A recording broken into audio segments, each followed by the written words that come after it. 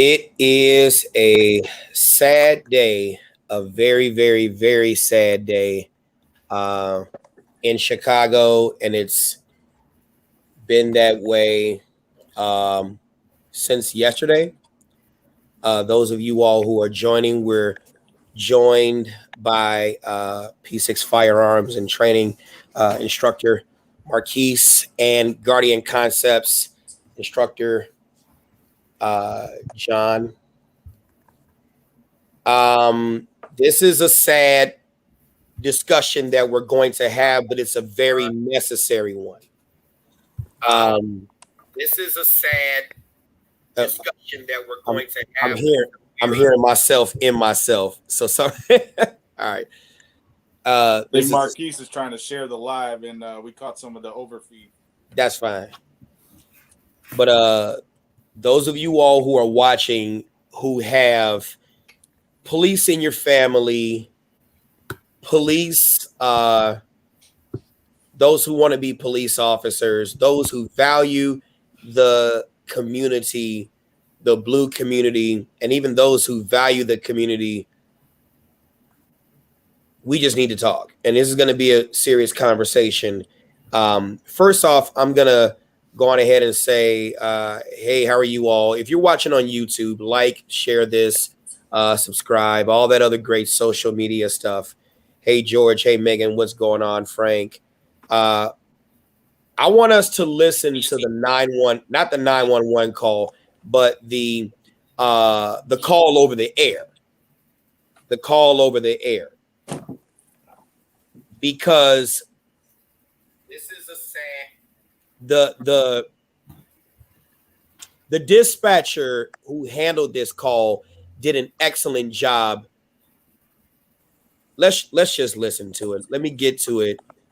And then I want you all to hear it and just throw a prayer that way toward the family, because it's definitely something that they're going to need. And I'm just going to let you know, it's going to be some trigger warnings in this. Trigger warnings are going to be in this, but this is a conversation that definitely needs to happen. Here we go. 61st. Talk to me. Who's running? I got somebody with emergency officer 61. 861. Are you over there with them? 61 boy David. You guys okay? All right, guys. Who's running out there? Somebody's running. Downward. 63 and Bell. 63 and Bell. 63 and Bell. Give me some units. 63 and Bell. Keep the air clear. Who is this and what you got? Wearing the blue Cubs jersey. All right, blue Cubs jersey, Mel Black. He's running 6'3" and Bell, 7637 out. He got the air. Mel Black's the blue Cubs jersey. What's he wanted for? 6'3" and Bell. Please. He's good. 6'3". Mel Black, blue. What you got? Blue. Officer down. I got an officer down. 10-1, 6'3" and Bell. Officer down. Shots fired at the police. Officer down. Mel Black, a blue Cubs jersey. He's shot at the police. 6'3" and Bell. Give me some units. 7-1-2. Stay off my air. Everybody stay off the air. I got an officer down. 6'3" and Bell. Start rolling. I got an officer down. 6'3" and Bell. Officer down. 6'3" and Bell. Give me some units. I want a perimeter set up in the location looking for a Mel Black in a blue Cubs shirt. A blue Cubs shirt with a Mel Black. Perimeter set up 2 blocks east, north. And where's Mel Black? Okay, I got a all black. Give me 2 ambulances. 2 ambulances needed for 2 officers down. 7637 Adam. 10-4, we got him coming. 6-1 boy. Get those officers right at the corner. 6'3" and Bell. I want a perimeter set up 3 blocks north, south, east, west of that location. I got a Mel Black in a blue shirt. Mel Black in a blue shirt, Cubs jersey. Officers down. Sure, gets over there. We got paramedics coming. 2 ambulances. Ambulance. 10-4, we got them coming, baby. We got them coming. Stay off the air. I want people looking, guys. Last scene, stop out for the location. Got a Mel Black in a blue jersey. 61, you're on the scene. I want a helicopter. Got 63, 29 Bell. 10-4. 10-4, we got PH1. We rolling, guys.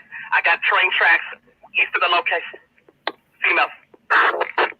Stay off my my air without personal information. Got train tracks east of the location. Give me a perimeter set up over there, guys. 2 blocks in every direction. I want a perimeter set up in the location. 6-1, David, you got the south. You got the air. K9. Guys, I got my job. Do yours. Take care of my office stuff. They got 2 ambulances rolling. You got something better? Southbound, Mel Black. Female, go. I think I might have hit the one.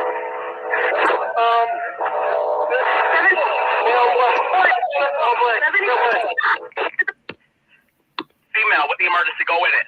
Slow it down. We got 2 in custody. Okay. 2 officers shot. You make shit. Stop the car there, guys. Stop the car at the temp. Guys, listen.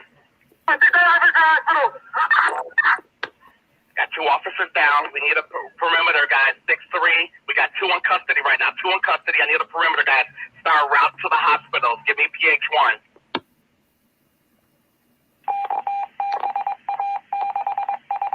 Hey, that's why we need a perimeter to USC. We need a perimeter to USC. We need energy blocked out. We're taking out the building.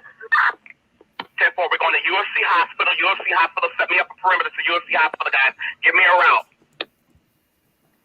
Going 6-3, you're going east from 63rd. Take it all the way east, going to 63rd, 10-4, 6-3. We're going to take it eastbound. Are we taking both officers, guys? This is fine to the 10-1-6-3 in Bell. We're transporting both officers to USC Hospital. I want all of 63 going eastbound stop.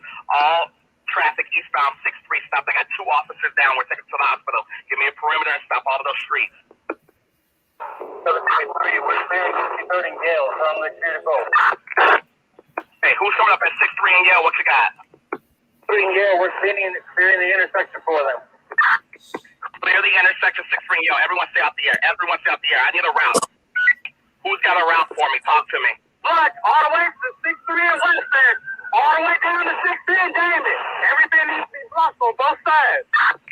Yeah, this is fine to the 10-1. I need a route set up. Eastbound 6-3, eastbound 6-3. Take it down to Western. Take it down to Western. All traffic eastbound 6-3 to Western. We're taking it to UFC for the 10-1 2 officer shot. 1 officer is going to Holy Cross. Car 71, we have an officer in our car. We're going to UFC with him. We're going down 63rd to state to 5555 over. Listen to me, officer. Officer's going to Holy Cross. That's down a trauma center. We got to get him to a trauma center, guys. Take him to UFC. They're a trauma center. Go to UFC. Don't go to Holy Cross. Down a trauma center. Take them both to UFC for now. UFC. Call the officer that's approaching 63rd to Halstead. Approaching 6-3 in Halstead now. 6-3 in Halstead. 6374, we're going to UFC. Take both officers to 57 Maryland, guys. That's a trauma center. We called the hospital, USC. They got 2 officers coming in. Go to USC. And stop the traffic coming from Damon and Western. It needs to be blocked. 6-3 eastbound. Eastbound 6-3. I want Damon and Western blocked. All units 6-3, Damon and Western blocked. We're going to USC.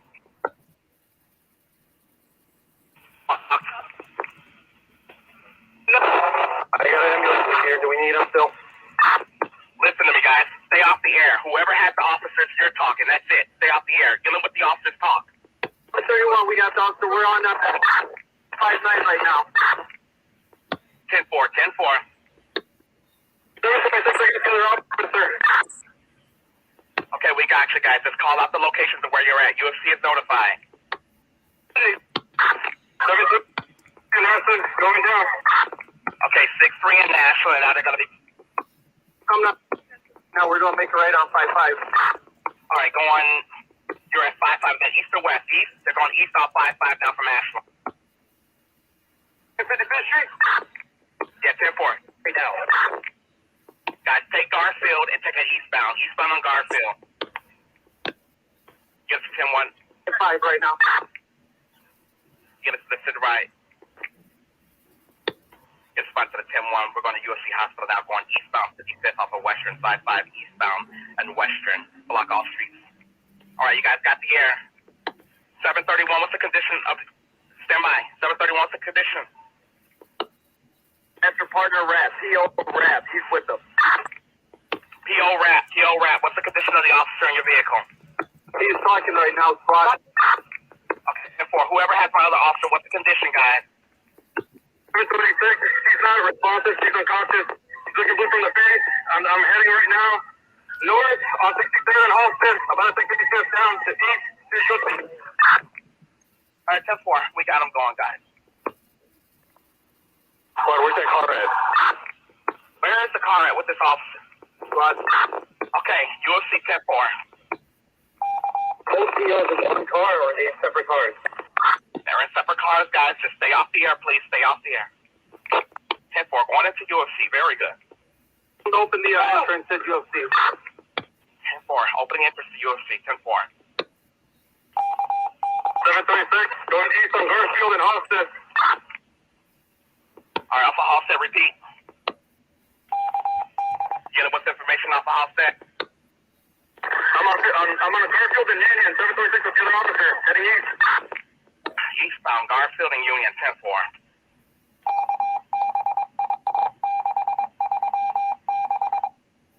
Unit at Garfield and Union, that's the unconscious officer. Unit at Garfield and Union, that's the unconscious officer. 736, repeat, I'm sorry. That's the unconscious officer, correct? 10-4, squad. Okay, is someone in the back with her? Is someone in the back seat with her? 10-4, squad, not my first. Okay, listen to me. Take that damn vest off right now and start compression. Start breathing. Whatever we got to do, start it now. While you're driving, the officer in the back with her, take the vest off and start compressions now. You got the air. 736, compression started almost 15 minutes ago. Okay, excellent. Keep it rolling, baby. Keep it rolling. We got it coming. They know you're coming in. And units that are at UFC Hospital, have those doors open for me. Have them open, guys. Have them ready. Units in the crime scene. He was off. Critical condition 1 GSW to the head, it looks like. Go ahead, boy. 614, we got the male officer. He's here. They got him in the CL right now. Side door to the emergency room is open. Bring him through the emergency room side. All right, bring him to the emergency room side, guys. Guys, the male officer going into the ER. Bring him to the emergency room. And the other female officer, please get her in there, guys. Make it quick. Be safe getting there, but make it quick. 736, my officer here is shot in the head between the eyebrows. 10-4. 3, repeat that last transition. Shot in the head between the eyes. Both officers unresponsive in the hospital. UFC. Keep the air clear. Hey, 614, Clark, you just showed up. 10-4. 10-4. Units secure the crime scene. If you're at the crime scene, secure the crime scene. Don't touch anything at the crime scene.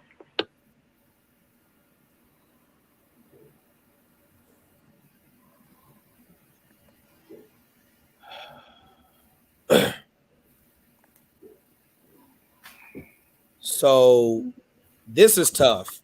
This is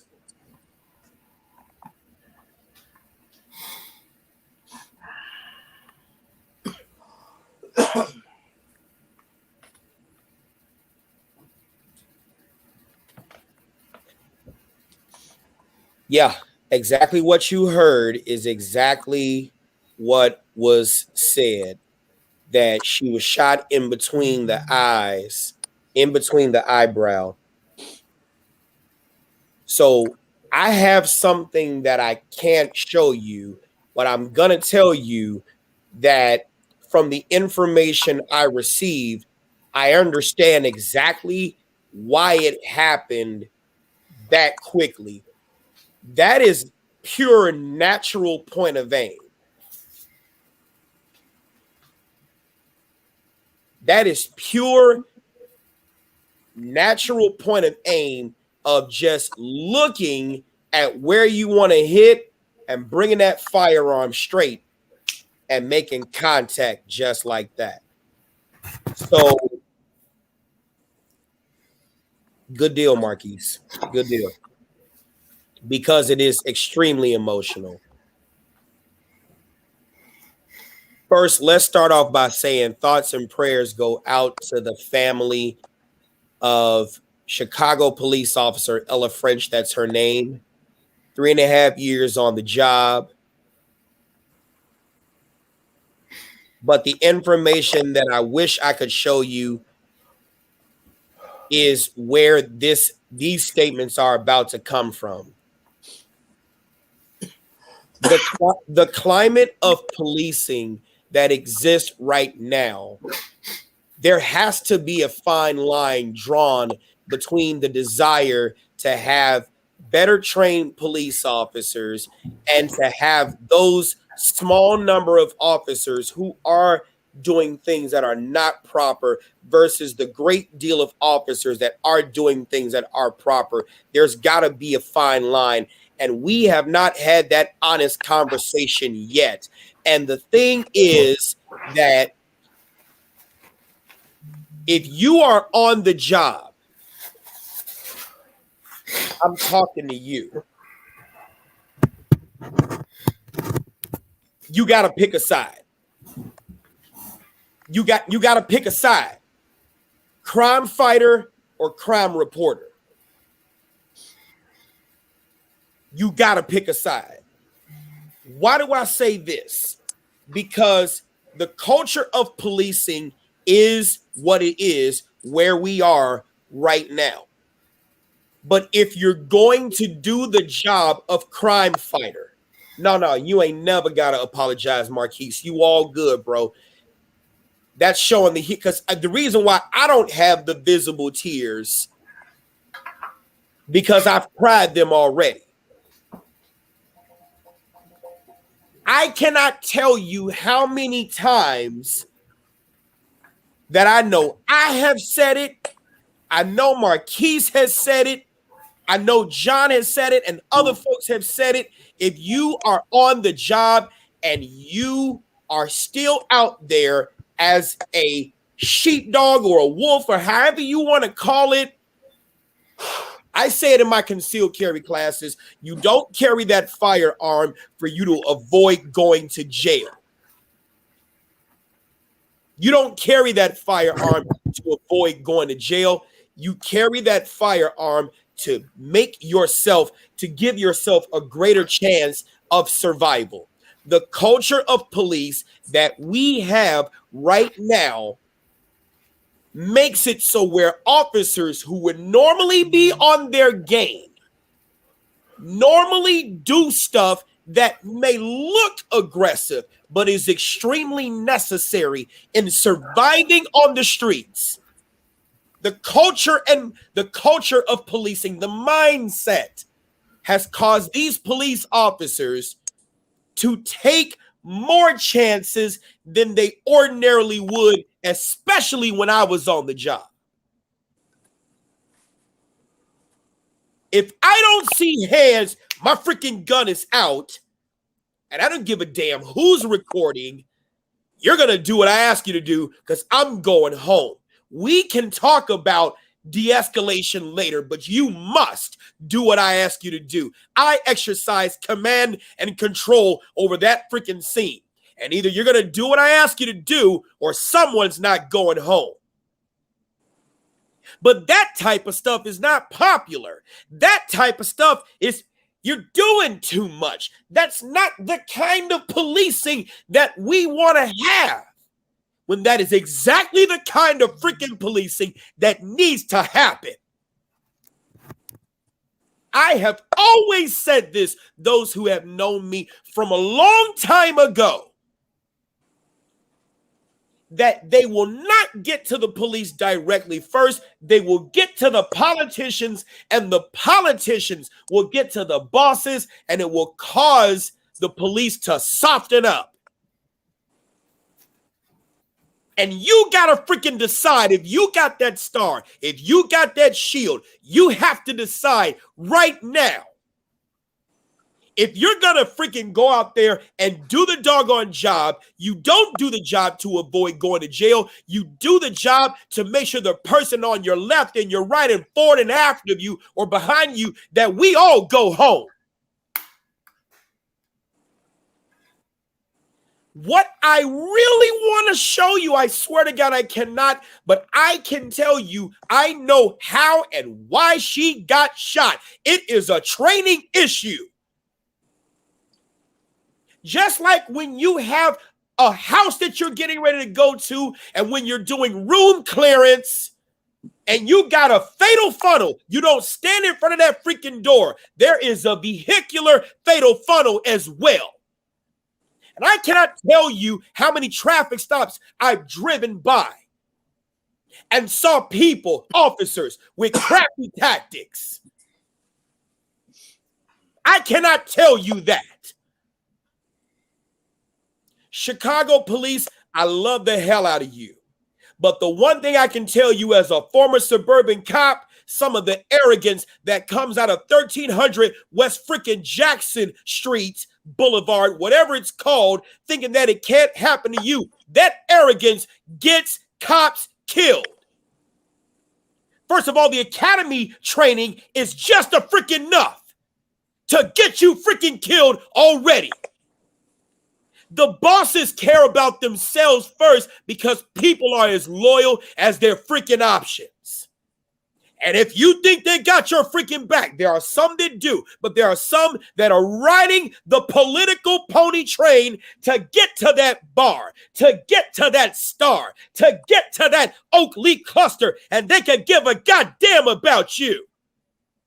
Like the leadership guru John C. Maxwell said, you must lead yourself exceptionally well, which means you must know the job better than the white shirts. You must know the job better than the stripes. You must freaking know the job better than the bars and the stars. You must know that job so that you can non-sycophantically, so that you can tell the bosses no and have a leg to stand on, because you have the stats, facts, and figures to be able to back that up. It's not enough to sit here and say that police have a tough job. We know that. It's not enough to sit here and say thoughts and prayers. I'm going to tell you what some people are not, because seeing what I've seen and having been out there myself,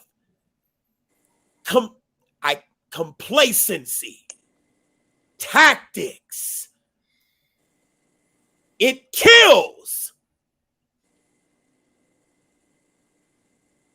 Speak if y'all want to.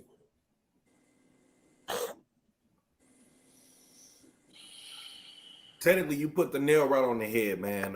One of the biggest things that every instructor teaches or talks about is the use of cover.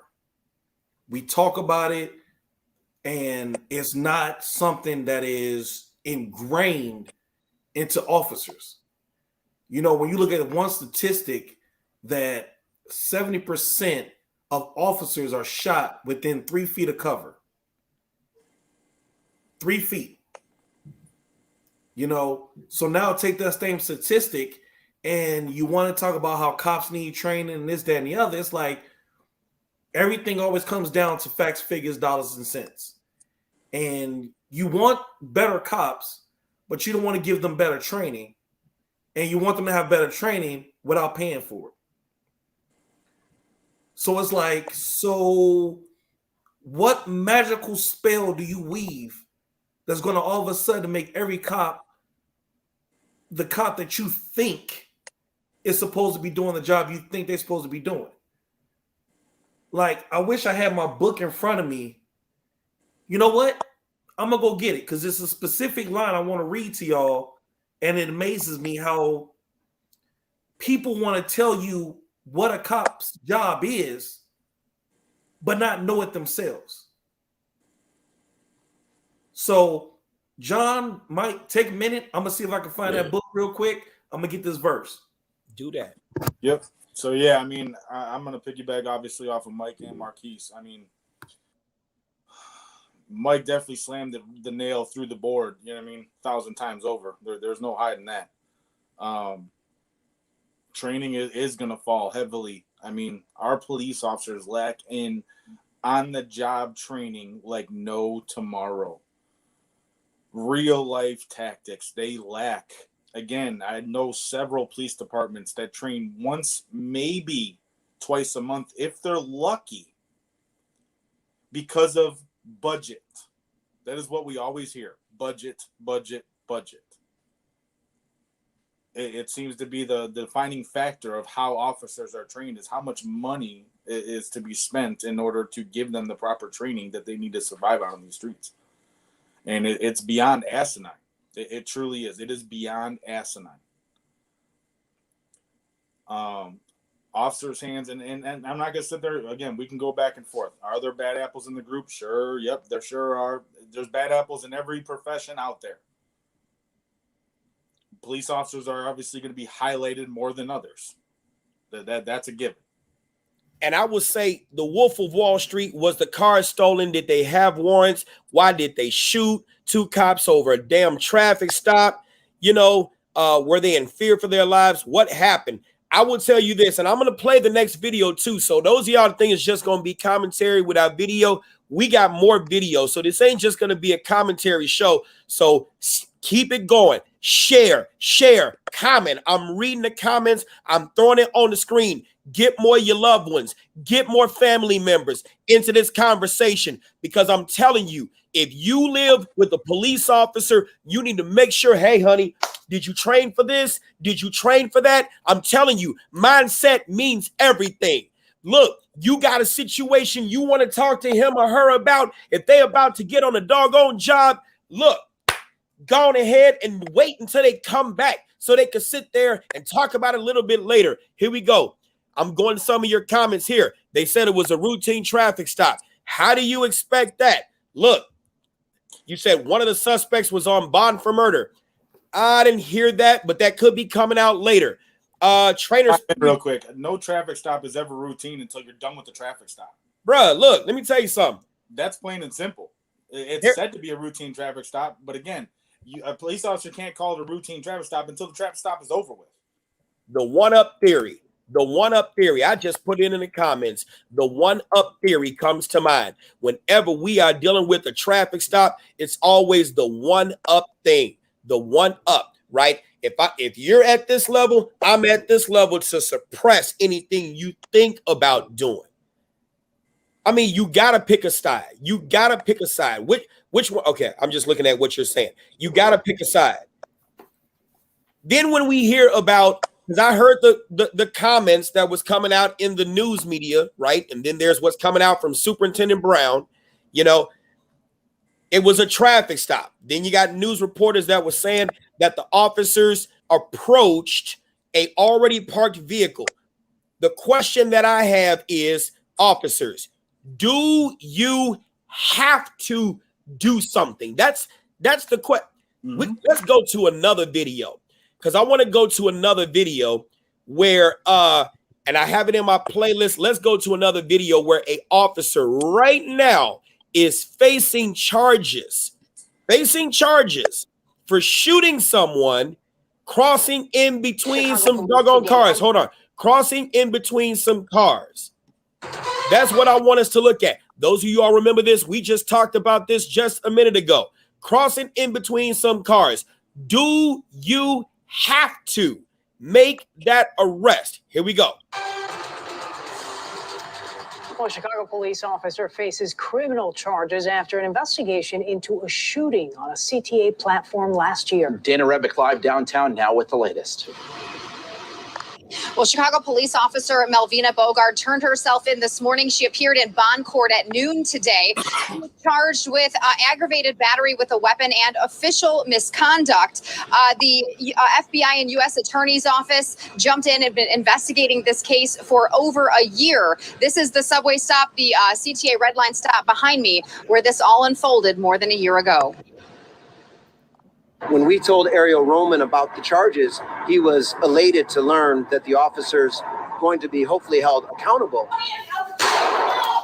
Back on February 28th, 2020, around 4 p.m., 32-year-old Chicago police officer Melvina Bogart fired her weapon at Ariel Roman inside the Grand CTA Red Line station, hitting him in the stomach, and then fired a second shot at him as he ran up the escalator, hitting him in the leg. Ariel Roman has a bullet lodged next to his sciatic nerve. Ariel Roman has a scar from his neck to his belly. Ariel Roman's life has been changed forever. Officer Bogart and her partner were assigned to CPD's Mass Transit Union and were on the train heading northbound. You can see Ariel Roman on the train wearing a black and red backpack. The officers say they saw Roman walking from car to car in violation of a city ordinance. When they exited the train, they tried to arrest him, and surveillance video shows. Now, I'm going to pause it right there. Tell me what else could have happened right there at that moment. What could have happened right there at that moment? Could it have been a situation where Ariel Roman decided he didn't want to live any longer and grab both of those officers and all three of them fall on the third rail and kill all three? That could have easily happened. So tell me, what about this stop was a situation where we had to arrest? Please. Because this is not just talking about, and I'm for the life of Officer French and the officer fighting for their lives and the future officers who are gonna strap up their belt and go out there and patrol. You are in a culture now where you have to be your own boss. You got to be a boss better than the bosses. So tell me what the situation was where you had to arrest him or even give him a citation. What are some other things that you could have done? Just a simple talk. Just a simple talk to him. That's it. And I'm not talking about listen, sir, you understand that's not the right thing to do. They know that. Come on, let's be honest. They know that. So here we go. Look, you know you're not supposed to do it. Just don't do it. Now, I have to tell you, it's trespassing, right? You can't come back on the tracks or the train. Now, what's the reality? When I leave, you're going to come right back. So go on upstairs, enjoy your cup of coffee, wait 30 minutes. Let's find out. Just be good. Yeah? Cool. That's it. Now, could you get in trouble with the bosses? Yes. But which is more easier to clean up as a boss? This that you're in right now, or the whole you let him go, you didn't write a citation. Mayor Lightfoot's not going to come on me. Suit Brown, First Deputy Carter, they're not going to come on me because of this. We're cool. Get out of here. Don't do it again.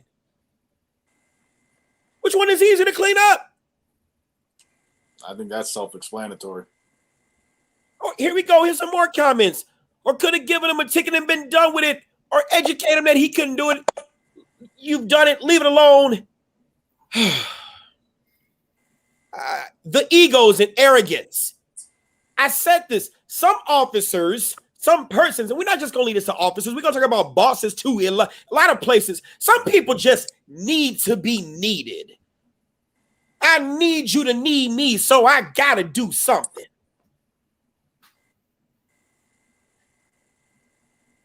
I just can't. Marquise, did you find this? Yeah, I found it, man. So I'm gonna read you a couple of things. All right. It remains that the vast majority of the citizens still seem to have chosen to relinquish their individual responsibility for self-protection to organized law enforcement. But while they delegate their protection, they stand ready to second guess their guardians at every turn when law enforcement is called into action and the life of an individual is taken. Suddenly, the officer who has committed the act of killing someone is placed under the strongest of microscopes and their actions, past and present, examined in the harshest light. They're asking you what's the name of that book, unless you had like a training manual or something. I get to you at the end. All right, cool. Next thing, a firearm is a useless piece of metal unless it's connected to a belief system that is programmed to make use of its defense of life. I know, it's preaching that gospel. This is like the Bible right here. Last but not least, and again, there's a lot of I can go with on this, but I'm giving you the main ones I highlighted because I read this book like 3 times already. Law enforcement is one of the few professions in which training needs are often dictated, shaped, and sometimes forced by ill-informed public opinion and outcry. Come on, man. Now, here's one comment that I happen to see cross the screen, and we're going to address it and move on real quickly. Sad, but now they see how we feel when they kill us. That's why this happened, because just to get pulled over, you don't know if you're going to die, get beaten, case being patted against you. Prayers to her family. Okay, now, while what he said has some triggering stuff, there is some authenticity to that. So I get both sides. I'm not going to X them out because of that. Hey, just go on ahead and kill it, Huncho. You made your point, because this is that time where you're going to trigger some people who are going to attack you because you do have a point, but here we go. And he said it. I'm not trying to be disrespectful. These are his true feelings. He's sorry if it came out wrong. So we got to have this being an open conversation for both sides, because he does have a point. There have been some shootings by police that are just no-goes.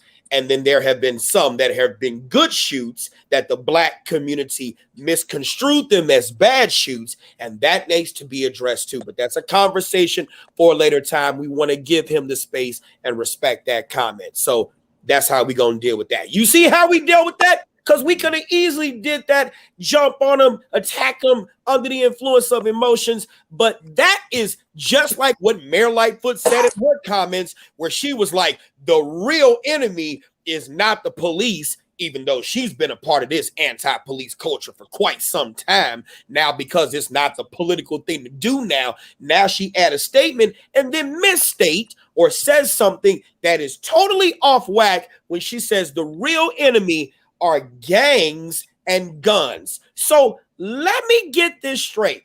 You mean gangs like the little black boys and black girls and black men and women and Hispanic boys and girls and the conditions that cause them to join that criminal lifestyle, right? You mean to tell me the life of that person is an issue, or are the conditions that make it possible for them to join the gang? Does that become a bad thing? I think that's more of the bad thing than just saying gangs are bad, because not every gang member kills.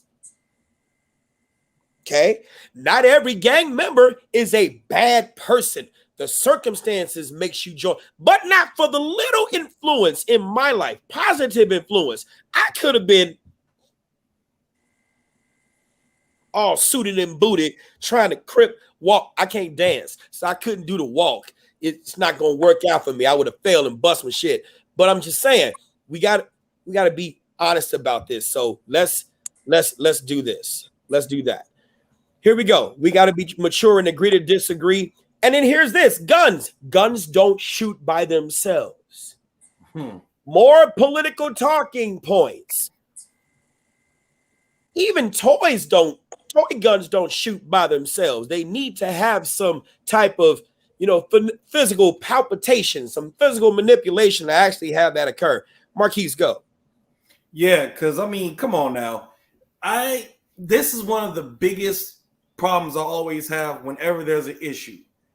The first thing that gets blamed is the inanimate object that can't do nothing by itself. Mm-hmm. I always make the same joke in every one of my classes because I talk about the responsibilities of gun owners. And I'm like, it amazes me how much money I've spent on firearms that are lazy as hell.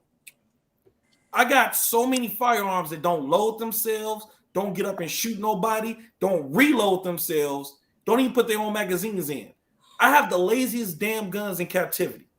But yet instead, there's a gun issue and not a human issue. I just read on in the paper, what is it? 71-year-old man stabbed an 84-year-old woman or something. Mm-hmm. So no gun used, crime still happened. Mm-hmm. But you want to blame a gun. Guns aren't being picked up, and someone's like, you know what? I got a plan. I'm going to commit this crime 1 year from now. What I'm going to do as a gangbanger, I'm going to go fill out this here FOIA card application, right? And when I get my FOIA card in 9 months, I'm going to buy this gun. And then I'm going to shoot the person I've been waiting for 9 months to shoot. Wait, nope, I got to wait till I get my gun because that's going to come in about 3 or 4 days after I get the FOIA card. And then I can go ahead and do what I need to do. But let me make sure that I also get the bullets. And yeah. Who was I even mad at in that 9 months I was waiting for the gun? Until you show me that scenario, shut the hell up about guns. But they ain't gonna do it. Dude, and I'm gonna tell you like this. We was talking about, so what's crazy? Do you remember a couple of nights ago, we talked about that incident at a drive-thru? Mm-hmm. We talked about that, right? I do. Right hand to God. Saturday morning, it happened to my wife. Right hand to God. My wife decides she want to go ahead and pick up some little snacks, a little breakfast from one of the local spots. And she ordered something specific. The black lady saw that she was black too and was like, well, here's your meal. My wife was like, wait a minute, you missing a sandwich. The lady got hostile, loud, crazy with her because she saw skin tone. Black and black is having a conversation. That ain't what you ordered. This day, blah, blah. My wife was like, ma'am, listen, I ordered that. We just need that other sandwich. Well, that's going to take a while. We got to make a whole new sandwich.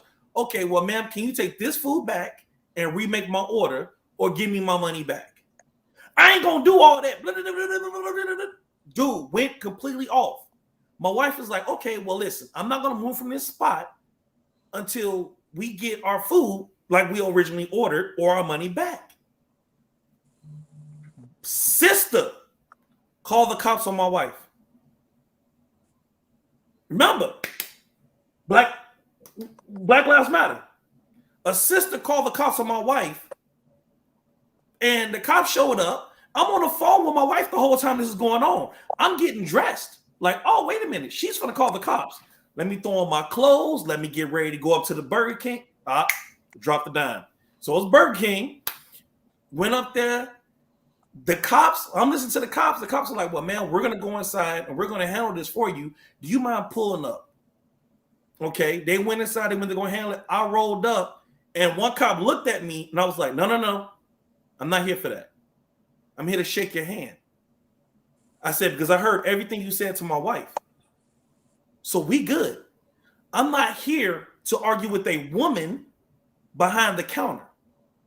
Because if you look at my size, if you've met me in real life, you know what I look like.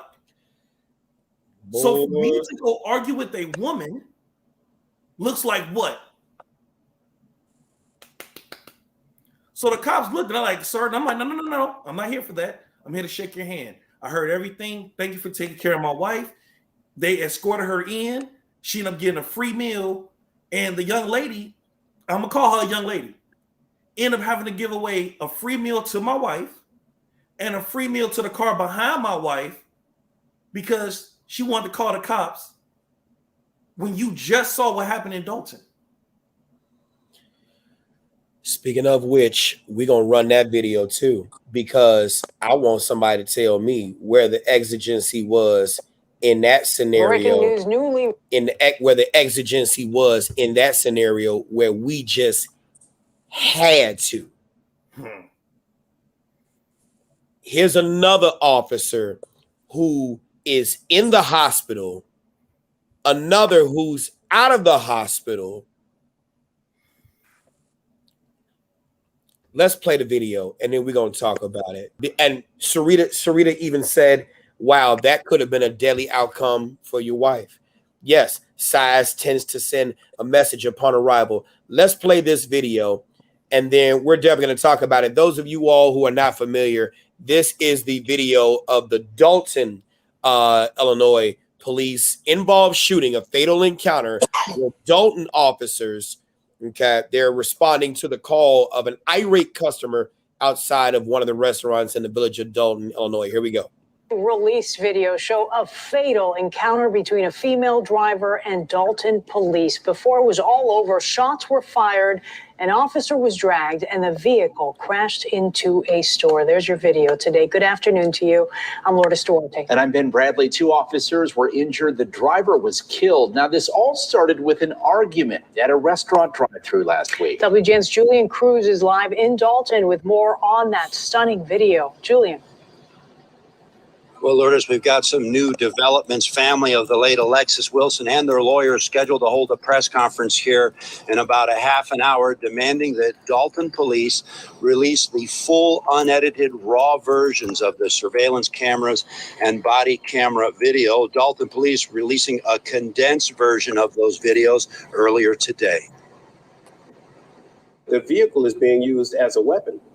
And the officer obviously was in fear for his safety. With the Dalton patrol officer hanging out the passenger side door of this minivan, the young motorist, 19-year-old Alexis Wilson of Homewood, flees the scene, a fast food restaurant on the 900 block of Sibley Boulevard, with Dalton police officer food restaurant on the 9. Now I had to stop that right there. You see where the can y'all see this pointer? Yeah. You see where the officer was right here. You see where the other officer is here. Here's the van taking off, perhaps with the other officer on the inside. You see Big Sarge right there. What Big Sarge doing? Hanging back. Hanging back, chilling. He ain't running. So my whole thing is, here's a police car here, here's a police car here. Where there's a will, there's a way. Nobody blocked this person in to crush their will to leave. Nobody blocked this person in here to crush their will to leave. Yet you got one officer in the hospital fighting for his life, doing something that, let me ask you this question. Marquise, you on the job. Are you gonna find yourself in the you going to the passenger seat, sir? Hell no. John, you going to the passenger seat, sir? Hell no. I sat here and say, no, I'm not going no passenger seat, sir. See, here's the thing that certain people, and I'm looking at the comments too. You get certain people that talk about, well, you don't have the right to resist. You should respect the law. It starts at home. No, Sherlock. Yes. All of those things, all the above, all correct. What I'm saying is, stop expecting people to have those things and operate in the fact that they will not comply. They will not obey. They will shoot. They will pull off. They will do all of these things. I got to put Fran's comments up there. Yes, Ken and Kenny Ray. Definitely a training fail for sure. Here we go. Police and politicians have brainwashed Black Americans that the police are going to kill them, that they must fight or flight. Statistics prove that argument as wrong. That is true. Just like with the young lady from Dallas, right? In this right here. Let me get to it. The deputy pins the black. She immediately thought. Okay? What are you crying for? Well, here, come talk to me.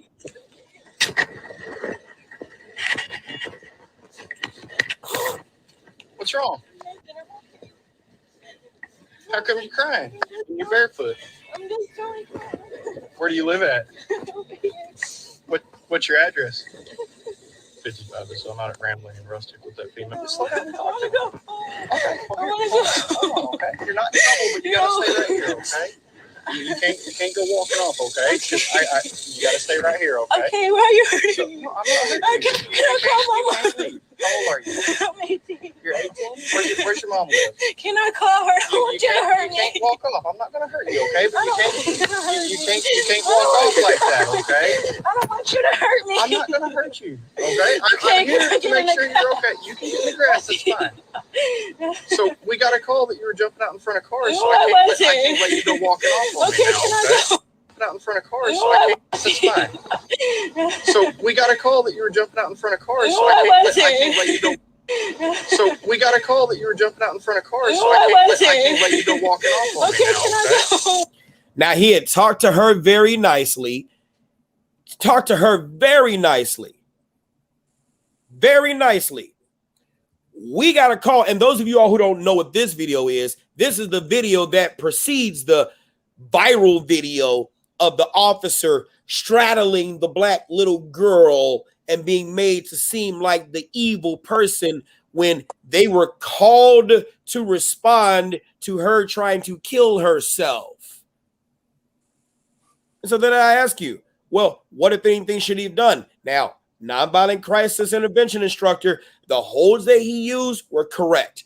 Putting her on the ground was correct. When she tried to pull away, he tried talking to her. Yes, this was definitely a psychiatric episode. He did everything. He cannot let her walk off by law, but here's this: have to arrest, want to arrest, have to arrest, want to arrest. So let's talk about it. Here we go. Have to arrest by law does it. He did that. Guess what he's facing? He's off duty. He's in trouble. All this other stuff, right? So then let her walk off. Let her walk off, and then she does get hurt. Well, then what now? Your thoughts? Damned if you do and damned if you don't. I mean, that's the society we're living in right now, and that's the hard part. Now, Justice said that hold is illegal in Texas. So Justice, what what hold would you suggest? So holding her by the joint right here, see, that's why I'm glad I got somebody right here, right, who's got that mindset that's a part of this whole mindset that makes it seem as though it's wrong to do certain things. Here we go. So that hold is illegal in Texas. Justice, please give us your expertise and let us know what kind of hold should have been done. Because holding by the wrist and by the joint where you control the arm as much as you could, right? Here you go. You said, see this on video. See on this video, Mike. This is what I mean by the getting touchy. You can talk without touch. I get that he was talking nicely, but no need to touch. Just follow her home and make sure she's safe. Proud. I can't agree with you there. Marquise, what do you all think? So here's the thing, and I can see both sides of it. I can see the need to probably slow her down or restrain due to the fact that the call was she was throwing herself in front of cars. But the difference is black in the neighborhood, I would just probably slow creeped and just saw what would have happened. And the reason why I say that in this agenda, in this society, damned if you do, damned if you don't. So if I slow creep and just see what she's going to do next and report to the family, she's right here, y'all need to come get her, I'll leave it at that. That's just me, though. And that's because of the society where they're portraying things right now. John, go. I mean, again, best case scenario, yeah, you mean slow creep. But again, we can go down the what if train. You know what I mean? That what if train that we can go for miles upon miles. What? You're walking with her down the road. You aren't putting hands on. You're having a conversation. All of a sudden, she gets hysterical, starts running. Let's just say you're not in the best of shape type of officer, because those are out there. And now you're chasing an 18-year-old. 18-year-old then runs into traffic. Now everyone wants to blame you because why didn't you stop her? So why'd you chase her? You said, remember I said the mother was a strong individual. She would have sued the officer for letting her daughter get hurt and asked why he let her go. Here's another situation out of Detroit, which is where I fear where we're going now. This is where I fear where we're going. Here we go. Police officers run from a crime committed right in front of them. Surprising video shows a man pull out a gun and start firing right before officers take off. Glad you're with us tonight for Local 4 News at 6. The department has now launched an investigation into what was captured on the officer's own dash cam. Defender Sean Lay has been digging into this all day. And Sean, you're finding these officers could face some real consequences for this. Absolutely. One officer right now already suspended, facing some discipline within the department. However, both officers involved in this could be potentially charged criminally outside of the department. The chief talking about this now after this video was made public. Detroit police officers are right there as a gunman hangs out of the back of a car and fires shots at a man hitting him. This is from their own in-car camera. In a shocking twist, it appears those officers just speed away instead of jumping into action. This incident is troubling. And it is unfortunate and is not consistent with our training. Chief James White forced to answer our questions about the officer's lack of action when this video came to light last night. But this took place back on June the 30th. We asked the gunman and people in the blue car, did police let them get away? That's part of why we are very concerned. We should have had an opportunity to get them off the street. Did those same officers come back to help the man who was shot? They did. They did, in fact, circle back to help the man that was shot in the leg. Did the officers even call the shooting in? Yes. And I'm going to leave that there because we're getting into the meat of the investigation. Shocking is an understatement. I think we all have the idea that the police are supposed to head towards danger as we all are running away from it. Local 4 legal analyst Neil Rockine says not only can the officers face discipline within the department if wrongdoing is found, but they potentially could be charged with a misdemeanor for what we see here. And for whatever reason, you ended up essentially abandoning your post. That can potentially be prosecuted as a misconduct in office type offense. Back here live at the department, the chief says he immediately suspended when he became aware of this one of the officers. The other in that car is on medical leave. The chief says when that officer comes back, he wants to have a long talk with both officers to see what they were thinking when they took off at that moment. We're live downtown. Sean Lane, Local 4. Disturbing on so many levels, Sean. Appreciate it. Disturbing, maybe. Thoughts? What do you guys thinking about it? Well, I'll say this. I mean, going back real quick, Justice says he was committing sexual assault. Sexual assault? How? By touching on the girl. By touching the 18-year-old. That in Texas, that's sexual assault. I just know we were going to circle back to the person's expertise. Okay. So what kind of assault would that be if she would have got creamed by a car? Vehicular manslaughter? Yeah, I'm just involuntary vehicular manslaughter because he didn't want to stop her. Moving speed bump? Dude, hey, look. All right, here's another one. Somebody just brought this up, and I think moving speed bump. Is this one? This is the one? Yeah, this is the one in Chicago. Here we go. Right now, a highly charged police call. A man with a gun drawn, a scared woman hiding behind a police officer. Then the officer seemingly just walks away. Why? Tonight, this video is at the center of a Chicago Police Department investigation. Here's our Charlie DeMar, live in the loop now. Charlie. Brad and Erica, good evening. Today, our newsroom received a video clip taken from a Ring security doorbell security system. Now, we do want to warn you that the video that we received from a source does not show the entire incident, but the short clip that it does show, it's raising questions tonight. We posed those questions to the Chicago Police Department. They aren't answering any of them. They're only saying that this video is now the subject of an internal investigation. The video is less than a minute long. On the left of the screen, you can see a Chicago police officer with his gun drawn. A woman in pink positions herself behind the officer. A man pointing a gun emerges from behind a door, and the solo officer retreats down the stairs. The woman can be heard asking if the man is going to shoot her, and the video ends. The Chicago Police Department won't confirm why they were called to this apartment, what the conflict was, why that Chicago police officer was all alone, seemingly without backup, and what happened after the officer booked it down the stairs. But police scanner traffic does offer some information. He pointed at the gun at the mother and father multiple times. Or one, is he contained in the house right now? He's in the stairwell. And there are some clues on the video. The timestamp reached June 22nd. It matches the time and date of a SWAT call that CPD responded to near Oglesby and 69th in the South Shore neighborhood. So the mom said he may possibly have a gun. He may possibly have a gun. He's in the house there. He was cautioned. Now, we do know that incident did end peacefully. Nobody was injured. But again, the Chicago Police Department not even saying that incident in the South Shore in the video you just saw are only say tonight that this is an internal investigation. We are live tonight in the Loop. Charlie DeMar, CBS 2 News. Erica. Charlie. So this is definitely what we're starting to see here.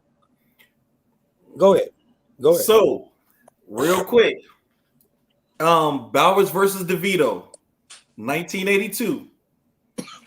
There is no constitutional right to be protected by the state against being murdered by criminals or madmen. It is monstrous if the state fails to protect its residents, but it does not violate the Constitution. So, here's your disadvantage. Everybody. I tell people, no one's there to save you. No one's going to pick you. No one's going to protect you. It's up to you to save your own life. That's the way I feel. I don't care who's there. If the cop was there and I had a gun and if someone was pointing a gun at me, I hate to say it, it'd have been a race. We'd see which one's going to shoot him first. Because I'm not going to sit here and wait for that. I'm not going to wait for him to defend me. But with that being said, 2 court cases, the one I just mentioned, Bowers versus DeVito and Warren versus DC. Warren versus District of Columbia. Yep. Both of them came with the same conclusion. You have no constitutional right to individual police protection. So my thing is this. People have, I ain't gonna say you because I don't know y'all like that. People have made a society where if I say cops are doing a bad job, or this is the one I love, one bad apple spoils the bunch. And I'm like, so when did humans become apples? So people are creating a society that complains about cops when there's righteous shoots and bad shoots. Now you got a cop who's right here, and this woman in everyone's mind is, yo, he should be right there protecting her. My thing is, if he would have pulled that trigger, would she have backed him up or backed her boyfriend up? Probably would have backed her boyfriend up. Nobody's Because without giving away too many details, I've assisted people who were in domestics, who the police got there, the police arrested the individual. When they went to court, they let them go because they didn't press charges because they didn't want their boo to lose their job. As a 16, 17-year-old young man on the west side of Chicago, North Avenue and Cicero, to be specific, going to the bus stop, I saw a man beating on a woman. I got chivalrous, took my backpack off, threw it at the guy. Superman punched him before it was popular and got stabbed in the back by the woman with the fingernail file. And I still got the scar on my spine. Why? Because that was her pimp. And I didn't know no better. So my thing is this, and this is just how I feel. I'm willing to stick my neck out if necessary, but in this day and age, I'm to the point I might have to interview each one of y'all before I even get involved. Man, so who started? And what did you say? Okay. Now what did he say to you? What? Okay. So what you saying is that he said that, and then you said that, and then y'all went back and forth. You know what? Since we've been sitting here talking, y'all ain't argued not 1 minute. Why don't y'all get back together and love each other? Thank you, thank you, thank you, thank you, baby. Now Renee said take them both in. Hell no. Have you ever tried? Let me tell you how that works. I've had it where I tried to take one person in, and then the girl tries to jump on me to protect her man. No, y'all can have it, boy. There we go. And Deanne, right? They was back together the next day. Save yourself. I'm just telling you. Here we go. I see what you're saying, but we're also looking at the oath you guys take. So when one does wrong, the rest have to back he, she up. Right? I don't know. Right or wrong? Right or wrong.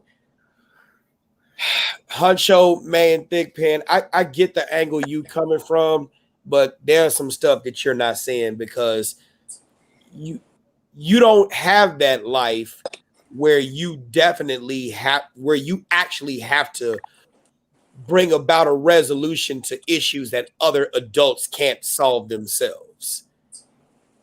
You're missing that context. So because you're missing that context, you really don't understand that. Hence the reason why you're focused on the oath. It's like a promise, right? We promise to do something, but how many people promise to do something and don't have the capacity to do the thing they promised they were going to do? You see what I'm saying? And so you need to understand that too. And that's what this whole thing is talking about. The capacity to be able to get more training. Getting more training.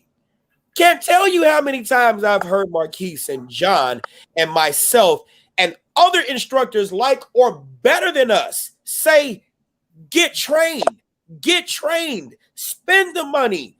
Come on. Like, follow, subscribe, interact, just all this other extra training that you can get that they refuse to get. I was in one department. I ain't gonna say which one, but when I first became a firearms instructor, you know I ain't gonna put them out on blast. But when I first became a firearms instructor, like I said before, law enforcement firearms instruction is different from being an NRA or USCCA, because USCCA you get a curriculum. NAGA, I guess they got a curriculum. NRA, maybe, I don't know. I'm gonna sidebar that. Right? NRA, they definitely got a curriculum, and then you got instructors who regurgitate what someone else wrote, and then they might add a little sauce on top of it, but then in law enforcement, depending upon which department you're with, you either are walking into a curriculum or you got to kind of build one or make it better. And so prior to me building a curriculum to have my own, right, I went to a firearms instructor who was my mentor, because that's what I suggest that people do, right? And I was like, well, I got to qualify the department. It's about 35 of us, and I'm the only firearms instructor. I need to qualify them. He was like, cool, let's put them through the FBI. Your face. That's why I had to pause to get your face. He was like, cool, let's put them through the FBI course of fire. He said, but before we put them through it, I'm going to run you through it. I'm like, game, baby. So we gone ahead. I think it's at 25 yards. We do shooting prone, kneeling, standing. And then on the whistle, you're running up, pop, pop. You got mag changes, prone, kneeling, standing. And then you're closing the distance. I'm having fun with this. And then you got 5 strong side, 5 support side. I'm like, yes, I love it, because it incorporates all the elements, besides obviously covering concealment, which is another thing. But on the range, it's cool. It's really not. I love it. So myself and like 5 other folks that I know in the department, we go to the range all the time. We did this. We passed it. Then I was like, they're going to fail this shit. Watch. So we bring the rest of the department to come on in. And that's what happens. Don't challenge me and make me produce the emails to show that this happened, because I still got it. Me and the chief got into it because the chief was like, well, this is supposed to be the department qualification. We can't afford to have over 85% of our officers who who failed this. And I'm like, because I had just gotten on the department, I'm like, Chief, what do you mean? Don't you want people to sit here and actually be able to do this? Chief was like, well, it's got to not only make sense, it's got to make dollars and cents, and it's going to cost more to get them training. I shit you not. A lot of the folks who are in chief's positions, that's when I begin to hate leadership, because coming from the military where you got, don't be wrong, we got our crappy leaders, but you got a great percentage of real leaders. You got to go through shit just to get those bars, stars, stripes. There are levels to this. Ain't no passing your ass, because if I pass you on the friend thing, that could get me killed in battle. You know what I'm saying? So ain't no passing on that, you know. But then when I'm coming from real leadership to sycophantic leadership, those y'all know what sycophant means. That's when you kiss an ass to get that rank, right? When you coming from real leader, hey, Kenny Ray. Kenny Ray know what I'm talking about. He was there. Kenny Ray know how to shoot. Kenny Ray know how to shoot. So I'm glad he here. He knows he know what I was talking about. But when you come from that, yes, and then here's a combat veteran too. Most of us came from the enlistment side before being commissioned. Absolutely. You see what I'm saying? Jacob, I failed our most senior sergeant, made him retire, pissed a lot of people off. Look, I'm telling you, that politics in policing leads to the training issues, which leads to the complacency, which gets officers killed. Chicago police probably spent more time on the constitutional policing and less time on understanding why its officers who are out there doing the right thing and get into controversial stuff that looks controversial, but it's legal. You spent more time on writing more policies and shit than you did in understanding why this even occurs. I'll say this last point, and then I open the floor. If you watch the trial of Derek Chauvin, you heard this, almost cuss. You heard this chief said, when was the last time you made an arrest? It's been many years. You heard the lieutenant who said Derek Chauvin did the wrong thing. He hadn't made an arrest since the OJ case. He ain't been on patrol since OJ was in the Bronco. Ow! And these are the type of bosses that are in charge, who are chiefs and first deputies. And I ain't talking about Eric Carter, I don't know him, but I'm just using titles. You're commissioners, and you're this and you're that. You ain't worked the line in a long time, and shit has changed since then. You gonna tell me I did the wrong thing? I don't get it. Go. That's like taking a McDonald's worker when McDonald's first opened up and then put them on the line right now. Talk about what the hell is a Big Mac? We was only doing burgers, shakes, and fries. What the hell is this Big Mac you talking about? When I was back there, we only had a deep fryer. What is this? Like, what you talking about? And it's always crazy. And again, I think a lot of people have always been victims of the couch quarterback. And it amazes me how many people couch quarterback, excuse me. We always talk about how hindsight is 20/20, but that's literally because we on the outside looking in and we not in that situation. But I love social media so much, because now on social media, you got so many professionals I never knew existed. I never knew so many lawyers, so many use of force people existed, and so many people on police policy existed until we had social media. Because I'll be like, damn, this whole time, there's so many professionals who can tell you what would have been done and what could have been done. Uh-oh. You know we got to say this, and this is the only statement we can let go about that. The Victor Adam King. Here we go. It's the same argument that many doctors had about that person who begins with Frank Adam Union Charles Ida. he hadn't seen a patient in how long, but he's making all these decisions on the Victor Adam X-ray. Moving on. I'm gonna leave it there because that'll get this whole life. You mean the Charlie Oscar Victor ID 19? Boy, the cough. Dominic said you nailed it. Sidebar it too. WGN is reporting that the male officer who's currently in critical condition got shot in the eye, back, and shoulder. Now, the question that I have that was released out in the presser was that the male officer or the male driver or occupant shot both of them. Some about that doesn't make sense.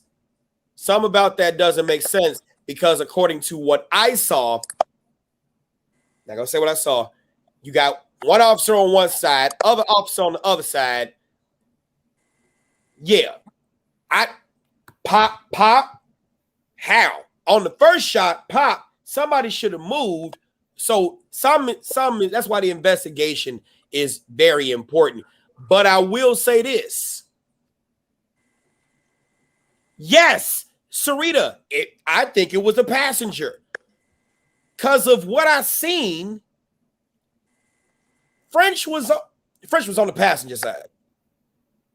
French was on the passenger, and where she was standing, it's a direct line of fire. No skill necessary. It's just, no, not friendly fire. Hell no. I'm not suggesting that at all. No. From where she was standing, as opposed to the hand that I could not see. The hand that I could not see. You see what I'm saying? Now, David says, Mike, there were 3 officers in the car. The 2 shot were probably both on the same side. That's possible, David. That is very possible. Very, very possible. But very possible from the angle of pop, not pop. Right? Passenger, rear passenger, not driver.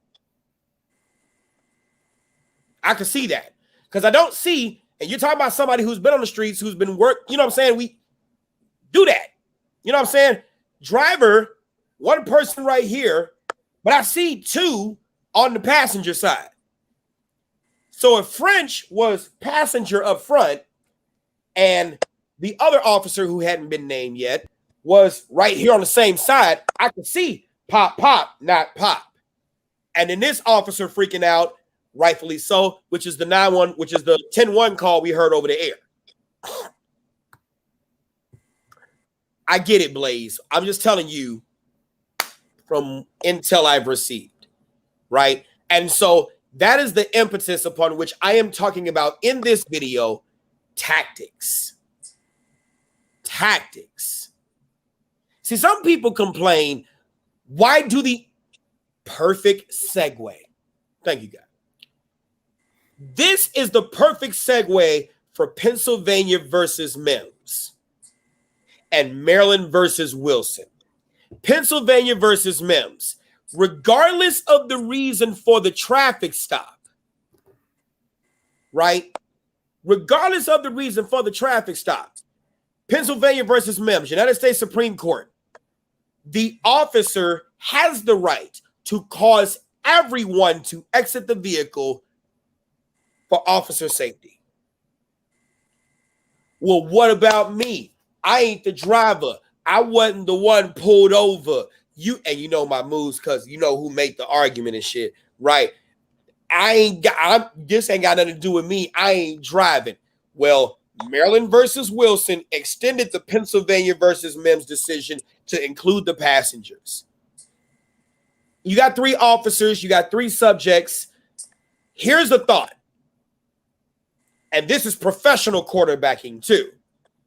Before you, right? Before you throw the lights on, 645 boy, or whatever the TAC team unit is, 661 David, 661 Eddie, whatever the case may be, get ready to pull the car down. Now there's a difference between suburban stops and city stops. Yeah. Big difference, right?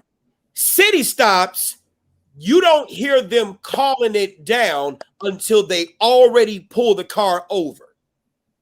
They pull the car over. Everybody gets outside of the car. 6:45, I'm on a traffic stop. 6:03 in Bell, blah, blah, blah, blah, blah, out of the vehicle by that time. In the suburbs, we don't do it that way. Suburbs, 3:45, rolling 28. We go by 10 codes, right? For the most part. Rolling 28, which means we haven't flashed lights. We ain't done nothing yet. We're trying to get info on the car, provided we don't have an MDT in the car, right? Once we get that info, 9 times out of 10, in the suburbs, south suburbs, northern suburbs, western, eastern, we're all on the same band in essence, right? So, and we typically all run what Chicago police would call 99, which means 99, you're by yourself. If you respond on the radio 10-4, that means you're not likely with a partner, 2 or more folks in the car. But everybody mostly in the suburbs is 99, right? And so what happens is, yes, Kenny, right, that's what I'm saying. Other officers are already headed that way. Other officers are already headed that way. We tight like that. As soon as we hear somebody going on a signal 3 or traffic stop or whatever your code is, you even Huncho was like, yeah, you got about 4 or 5 cars pulling up. We pulling up. Like Chicago police, y'all need to talk to your suburban brothers and sisters, because there's some tactics that we got that y'all could learn from that'll save your asses. Y'all good on the 10-1 blocking off streets and other stuff like that. But when it comes to your traffic stop, see, it's a different mindset, CPD, when you know you got 12,999 other officers you can rely on. But when you out there in the suburbs and your nearest backup is probably already in the station on an arrest, probably in the shitter, probably doing something else, and you know you got to rely on your neighboring towns, you move differently. You know you don't have that backup, so you wait before you make that stop. Kenny, you ain't shit. He's stuck by a train. Yeah, hated that. Hey, no, that's for real though, man. Yes. I mean, you get out here in like Will County and stuff, like the Will County sheriffs over on the east side. There's two sheriffs patrolling. I think they at one point when I talked to them, patrolling, it's like 100 and some square miles. Right. So 2 sheriffs. Okay, 2 sheriffs. That's it. 100 square miles on the east side. Because most of them, you know what I mean, when they divide up in Will County, you got Joliet. So a lot of them are going to be over in the Joliet, and Will County obviously wraps around going up towards the west suburbs. There's 2 officers over here on like from Indiana state line, you know what I mean, going almost, I think they say to like almost to Homer Glen. 2 Will County sheriffs. Okay, yeah. By themselves. And out here, we get those long trains. Yeah. Where, like, if they're over on the far east side and Crete, Beecher, and everything else, if one of those trains is coming through and they're stuck on the other side of that train, now they're waiting for South Chicago Heights to make it to, you know what I mean, east of Beecher. Well, my thing is, I'm going to look at this comment that Adrian said. Big factor, in my opinion, was I think tinted windows in that car, low visibility. Limo tint should be illegal in the city of Chicago. Yeah, I'm going to say that could be the case, but there's ways you can get out over the air and tell everybody to roll that window down, stick those hands out. I'm just saying, tactics, bruh. Proactive instead of reactive. Yeah, you know you in this police culture where you don't have no backup. So why you couldn't go over the radio 645 David or whatever the call sign was, we getting ready to roll up. Before you turn on them lights, right? We get ready to pull a stop, such and such. Meet me over here. And then as soon as they turn, don't flash the lights yet. Wait till you got people saying you in there, then surround them with overwhelming force. Like Blaze even said it, even special forces rely on their brothers to ensure superiority in a situation they don't have complete knowledge and control over. Strength in numbers. I'm telling you, Officer French should be alive today. She should be alive. And I'm saying this out of love, Chicago. If you a CPD officer and you are listening to me, You got to sit here and I'm telling you, look, the bosses may say one thing. I'm telling you, you are out on your own on the streets. You out on your own. Now, you may have a sergeant, because I've seen some sergeants who are beasts with their troops. You may have that. But the lieutenant, $2.99, $3.99, $4.99, whatever, at the desk, maybe they come out. Your district XO or your district commander, maybe they come out. But you out there 99 by yourself. And I know one detective, I was listening to what she said. What about when you all are sitting in the car, going over your tactics personally between each other about what are you going to do? Y'all need to have that communication, man. I'm telling y'all.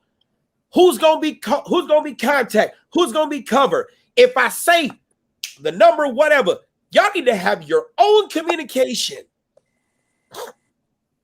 And if you're not getting the training that you need, find the training, because there's instructors out there that are offering vehicular classes that will gladly bring in local PD and help them get the training that they need.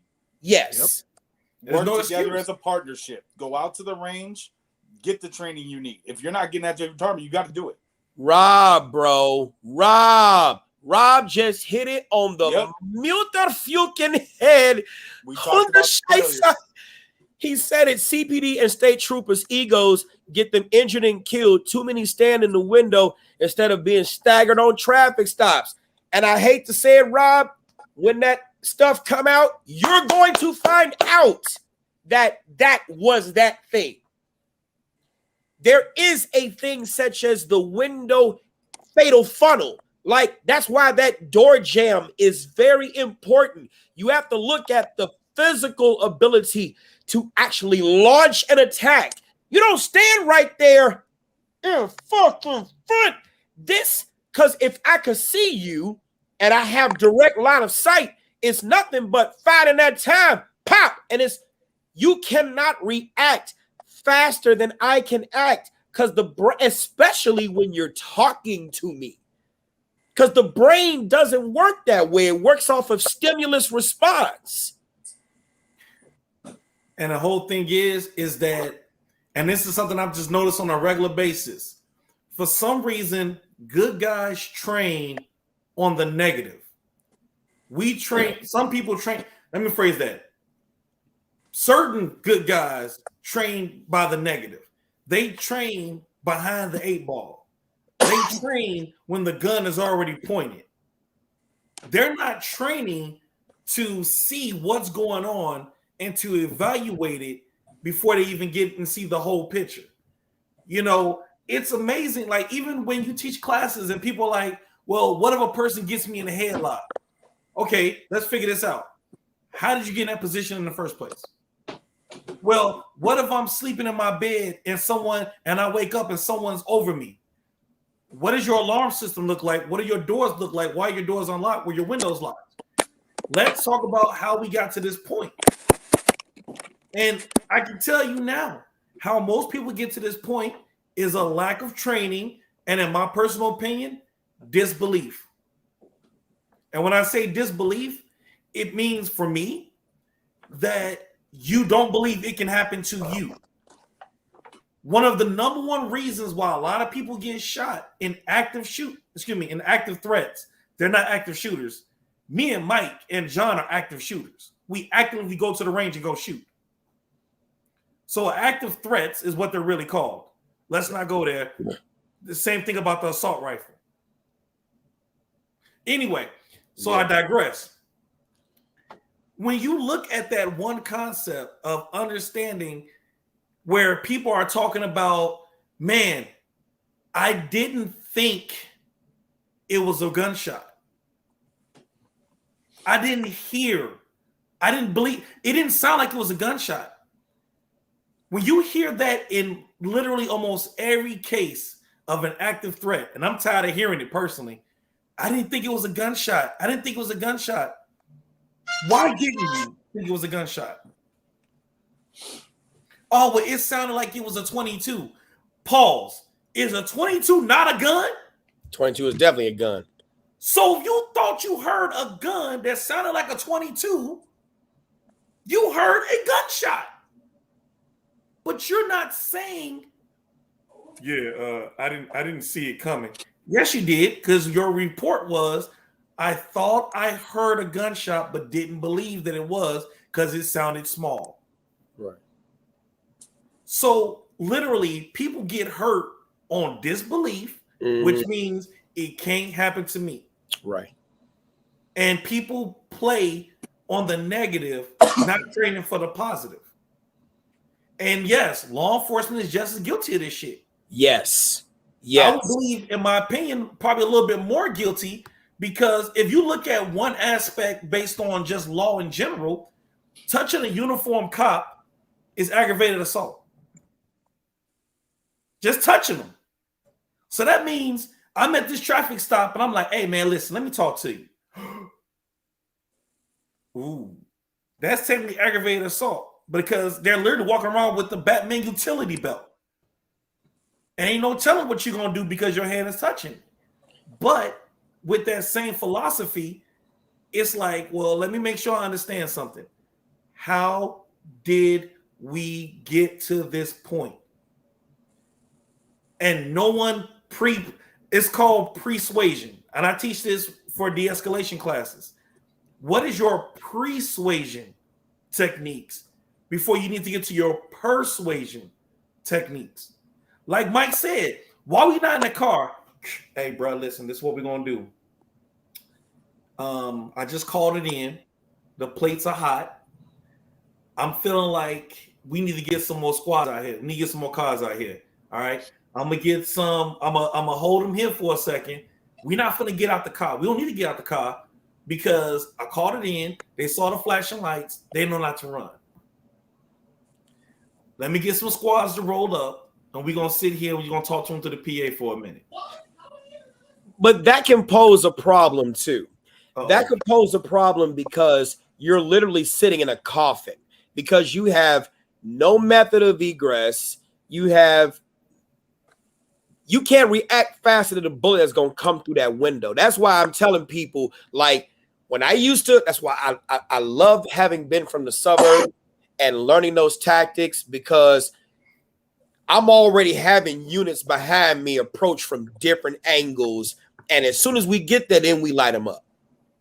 Because I want that element of surprise because I used to have a lot of folks run on me. I used to be in a lot of 1080s, which was a 10 COVID police chase. I used to be in them 1080s. He was about to say track star. Yeah. Yeah, I'm not a track star now. Yeah, I'm not a track star now, but I used to be a runner. And, you know, but it's different when you're running and like you in the city where they got surplus of cars. When you in the suburbs and then you run and something happened to that car, they gonna damn near fire your ass. Torrin, what's up, buddy? They gonna fire your ass because that's the brand new car. And I used to get first dibs at the brand new cars, so I couldn't run. Hey, you better shit, squad. He gone. You know, just let him go. He is gone. I'm just saying. So it's all about your tactics and getting as many officers there to suppress any possibility for resistance. Megan, have a good night. Yeah. Matter of fact, I got some POs that are watching and they put the time on the thing. They got to go to sleep. Those of y'all who are watching, have a good night. I hope y'all learned something from this. If you learned something you already knew, cool. If you learned something you didn't know, that's cool. That's the purpose of this. We are definitely doing right by Officer French because how you show value for a person's life and celebrate their life is to teach the lessons from, if anything, what could have gone wrong. You see what I'm saying? And so she didn't have to die. She should be alive, y'all. She should be alive. She should be alive. She should be alive. Man, I'd rather see them. I hate to say this because it's like it's damned if you do, it's damned if you don't. I'd probably like to see them be not suspended, but was it administrative leave, 30 days, I want to see that part. You know what I'm saying? Where French is alive, she shot, pop, pop, pop, and she's going on leave for 30 days, and we throw a 10-1 party. You know what I'm saying? Hey, congratulations. You did what you had to do. Shit sucks. You know what I'm saying? There's actually a club. There's actually a club for, I'm going to leave that off air. They don't even know all this shit.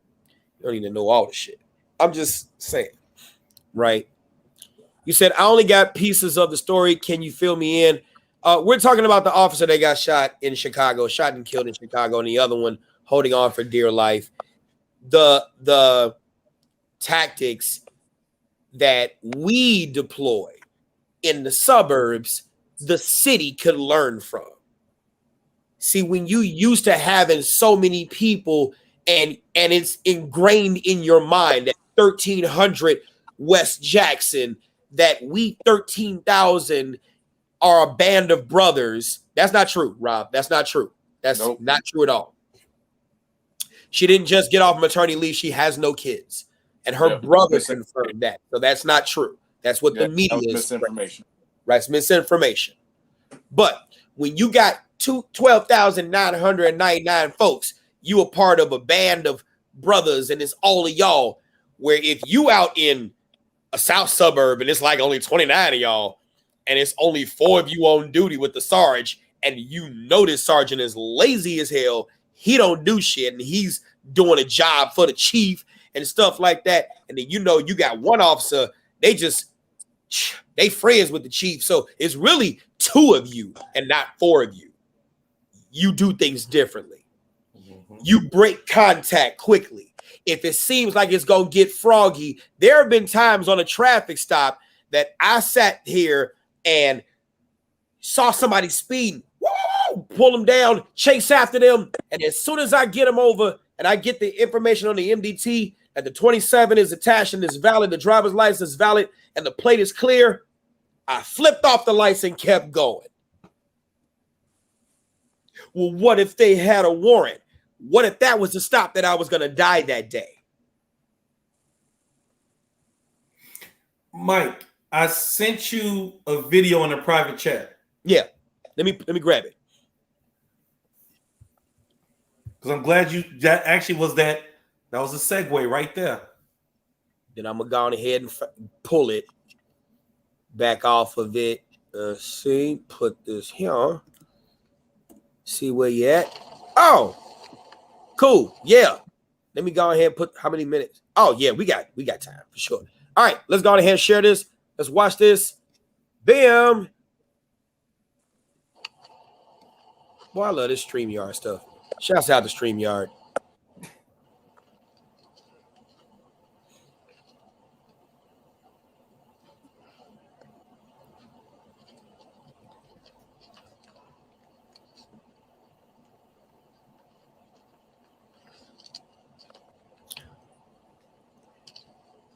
You got promoted to captain. You got to look happier than that. But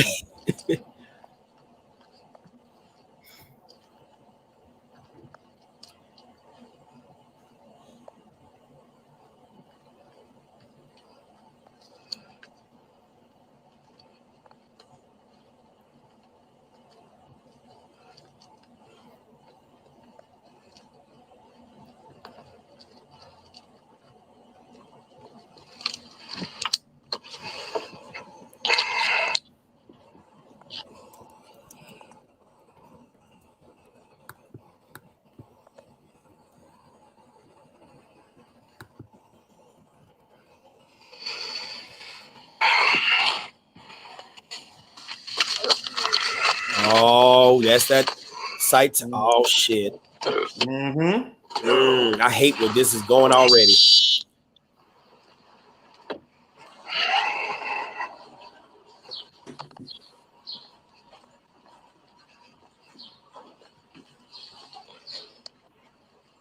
Okay, sir. Your credentials back. Here's your ID. Okay, I received a citation today for the no-through truck zone. You follow the prompts on that form. Tell you how you can take care of it. What's the last 4 of your social security?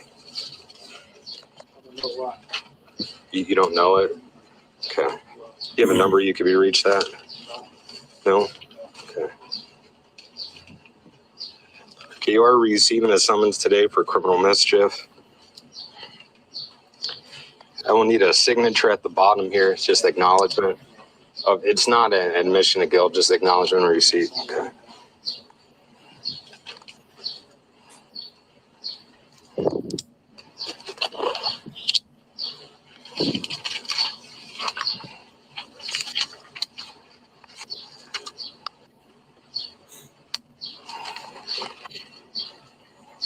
Okay, we'll have to make a mandatory court appearance at New Philly Muni Court, July 3rd at 1 p.m.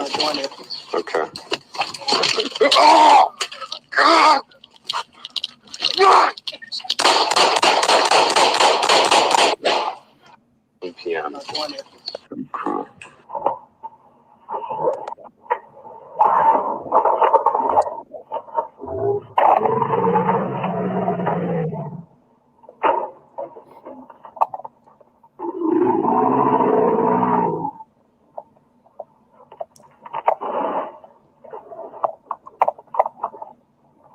Wow.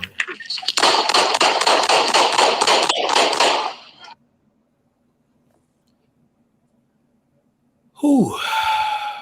Wow. Now, let's talk about it. So, please do.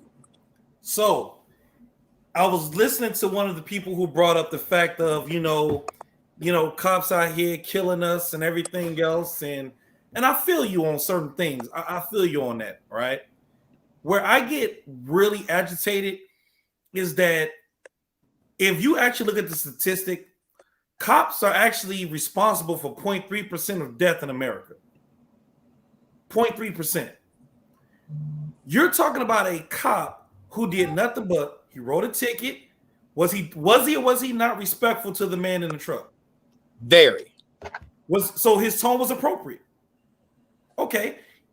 Did he allow the man to record the stop?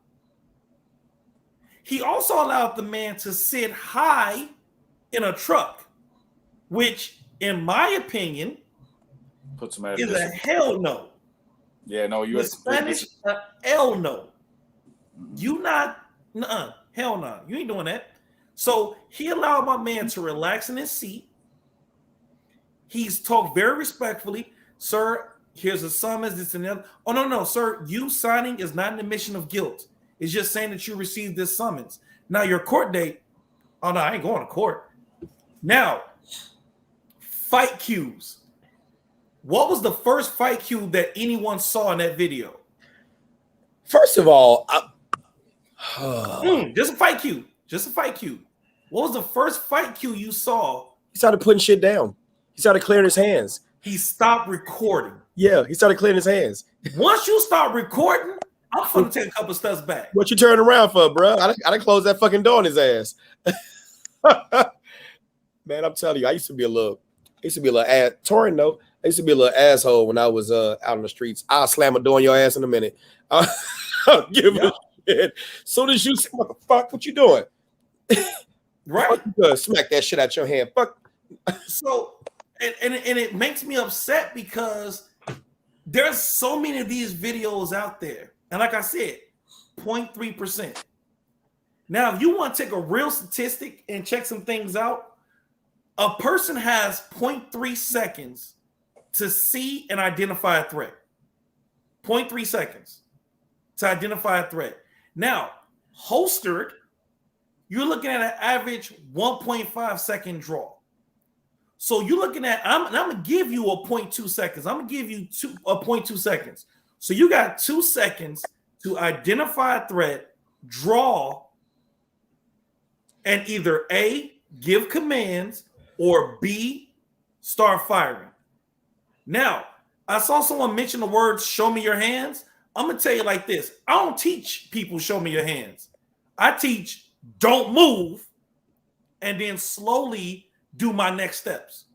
But other than that, hell no. Show me your hands can be the fastest way someone can get shot or you shoot somebody. Show me your hands, in my personal opinion, adrenaline pumping. I got a gun pointing at you, and I say, show me your hands. You're gonna raise these hands up mighty fast.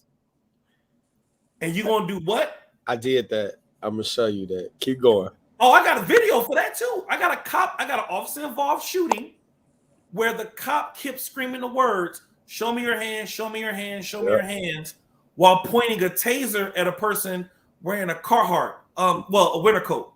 Yeah. Is that the guy that was walking down the alley? Yeah, that's I got that video. Let me know. I'll send it. You talking about Quincy Smith?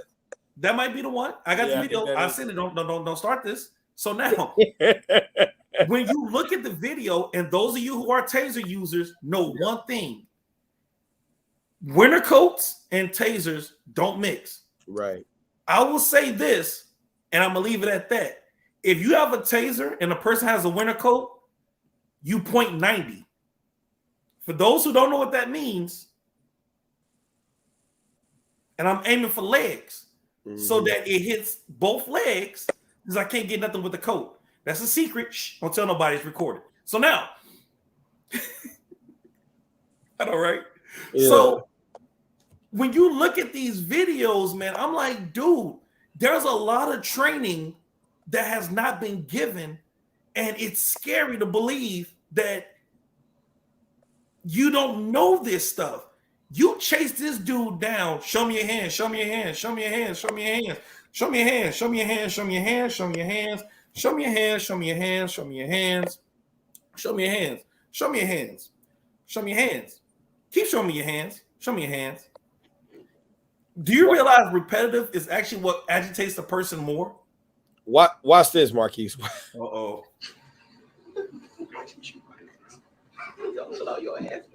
Sir, put your hands up. Sir, hands up, hands up. Hands up, sir. Damn! My boy! You're my boy! Wait. I love it's all funny. He's same movie. It's the same thing. Same difference. He was reaching this way. He was reaching this way. He was reaching this way. It don't matter if he's reaching that way. The first shot we do is show it. Look, listen. Now you see how now you see how he trying to defend himself. You know what makes that video so hilarious? What? Is if you really think about it, if one of our people was to shoot somebody and they weren't taught this, that's exactly how they'll try to explain to the cops what they did. Hey man, he turned so fast. Man, you know what I'm saying? You trying to talk yourself into jail. You're gonna talk yourself into jail because that was a classroom setting, and you heard them immediately. So when you look at the he turned, and when he turned, he up, and then yeah. That's real. Yeah. Kenny Ray's asking for your video, Marcus. Oh, he's talking about the one with Quincy Smith. Oh, that's easy to find. I hate to say it, but I got it saved. That's the problem, brother. I have to review these videos on a regular basis. It's all good. We're gonna get to that video. That video is all over the place. Smith. It's right here. Oh, you got it? Yeah, it's right here on YouTube. We're gonna go ahead and play it now because that definitely proves a point. People need to see that. I'm glad you brought that up. Yep, there it is. Yep, it's still South Carolina. Dispatch, Echo 7. I'll be out with that subject. Come here, man. Come here for a second. Come here. If you don't, you better stop, or I would. Come here. Come here. Come here. The assumption that people are gonna comply with you. Stop. Stop. Stop. Take your hands out your pocket. Take your hands out your pocket. If you don't stop, so I'm gonna tase you. I'm not playing with you. Take your hands out your pocket. Take your hands out your pocket. Take your hands out your pocket. Let's get back to that. Look at how fast that occurred. Yep. He was behind the 8-ball already. Yep. Right? That's the gun. Now, you see that green door right there. That's the green taser door. So as soon as he shot his taser. First of all, he shouldn't have had his taser out to begin with, because as a former taser instructor, I think Marquise, you taught taser too, right? Not on purpose.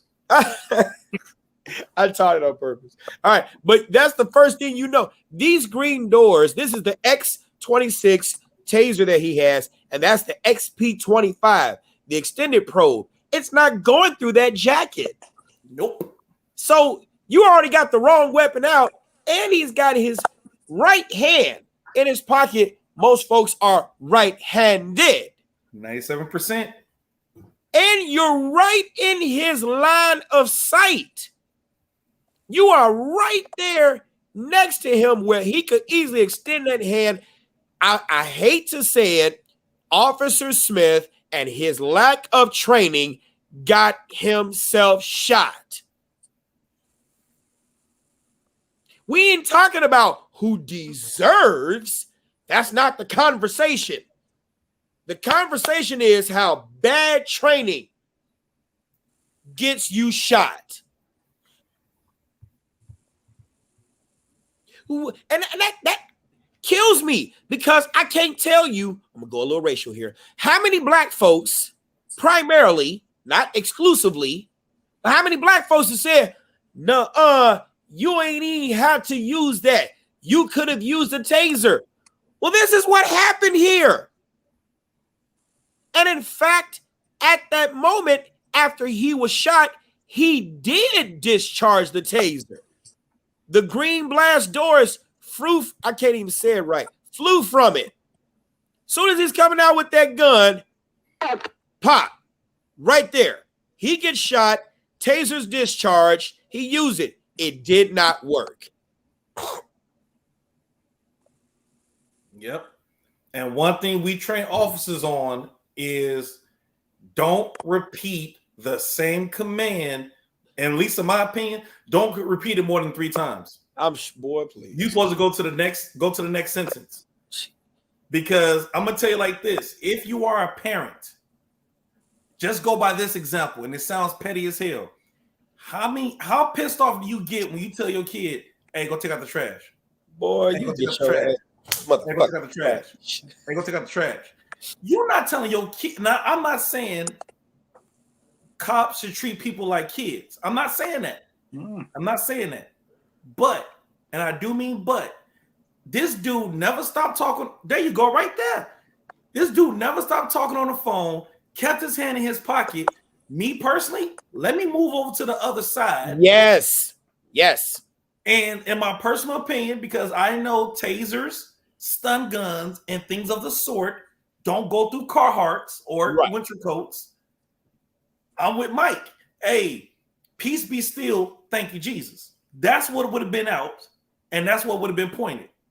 Not no damn taser, because I'm a realist. Christina K asked the question, are we 3 guys cops? I'm a former cop. I think Marquise definitely has trained cops. And I know John used to go ahead. I'm former military police, and then yes, I've trained police officers. So yeah, you're a former military police. You're a cop. Yeah, former cop, right? Yes. And the thing is, here's this: some of the best training that I got were from people who were not cops. So we got to be careful when we ask that question, because sometimes what happens is when you get certain people who are active cops who try to talk about people who give information, right, from that perspective. Oh, you're not the police, so you don't know. A person who has committed a crime can teach you lessons, right? Just like we're talking about Officer French, who unfortunately lost her life. But she's going to be teaching people for years to come. Right. But I'm telling you, not only is she going to be teaching people for years to come, Officer Deputy Kyle Dinkheller, right? Officer Quincy Smith, right? The failure is a part of success if you learn from the failure. And that's what we are talking about here. You know? All right, y'all. We've been running doggone near 2 hours. I told y'all, whenever we go live, plan on it at least being 2 hours of a conversation, because it's too good to just keep it to 1 hour. All close combat training instructors teach you to keep a closed stance to eliminate your target area, but I understand the open stance his good while wearing a vest because it maximizes cover. Yes. I don't teach. Okay, you know the multiple stances. You got your isosceles, Weaver, Chapman, and then there's some other ones, right? I tend to love isosceles because, you know, you got your exposure to your vest, depending upon what environments, stuff like that, and what you're moving around, cover, concealment, stuff like that. It just depends, right? It depends. But we're talking about basics. A lot of factors that go into that. Yeah, Right. yeah. Right. But the thing is that, and he's right. Wait, that was a he, right? Yes. Okay, cool. He's right, because if you look at most training that comes out where you talk about concealed carry, modern handgun, and everything else, is always based off military and police. It's always based off us. You know, again, because we're the ones wearing the body armor. We're the ones actually like licensed and allowed to actually engage in types of shootings and everything else. We base a lot off what we wear and how we wear it. That's why you hear one of the biggest things we talk about is the Raptor stance. We know get out. We Raptor, let's go. But remember, Raptor is based on body armor. Body armor, right? It's always based on body armor. I teach more about the bladed stances and things like that because I know for a fact that you don't wear body armor on a regular basis, and if you do, you need to move from the neighborhood you stand in because I have body armor. Yes. I have plates. Yes. Yeah. But if I need to wear them, I probably shouldn't be living there. I'm usually on the job. I would say go buy the hoodie from Bulletproof Everyone. Man, which is cool. That's legit. That's legit. Yeah. Those, to answer Kimberly's question, those of you all that, this type of training is great. Do you do this on a regular basis? Yes, we have started to. Mark, you got to go check out the other videos of this shit. We have so much fun doing this. This is stupid. So yeah, we yes, Kim. Yes, especially cops like myself that are not patrol but investigations. Yes. Go ahead, Mark. Know what? Kim, you bring up a very valid point. And it was something I just literally discussed with a couple of CPD cops on Friday. One of my biggest arguments I've had with a lot of departments is allowing their street officers to go do shoot house training. And I get so much flack. Well, that's more for our SWAT teams. We don't need our people doing that, blah, blah. I said, wait a minute. Who answers almost 100% of all domestic calls? Street officers. Street. Yes. So why would I not put a street officer in a shoot house course? Because they're the ones who go to the calls that involve, I don't know, homes. Yep. So I brought that up before, and I got that shot down so many times. I brought up tasers being on the left side if you're right-handed. Yes. And being operated with the left side. Support side, support carry. Yep. Yep, I've supported. Support piece. Put it in your support hand. And I've got the conversations. Well, you know, we can do cross draw. No, you can't.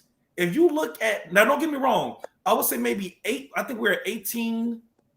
We might be at 18 or maybe 20 taser involved shootings since the taser has been introduced. I could be wrong. I want to say 20. Huh? Taser involved. I'll say, Mike, you're remixing. Yeah, you got that new you DJ Khaled right now. Yep. DJ Khaled. I don't know what just Mike said something. Hey, that's the internet coming at Mike because Mike probably said something. Now we gotta go back and watch the tape. We gotta go back and watch the tape and see what Mike said wrong and why the internet cut him off.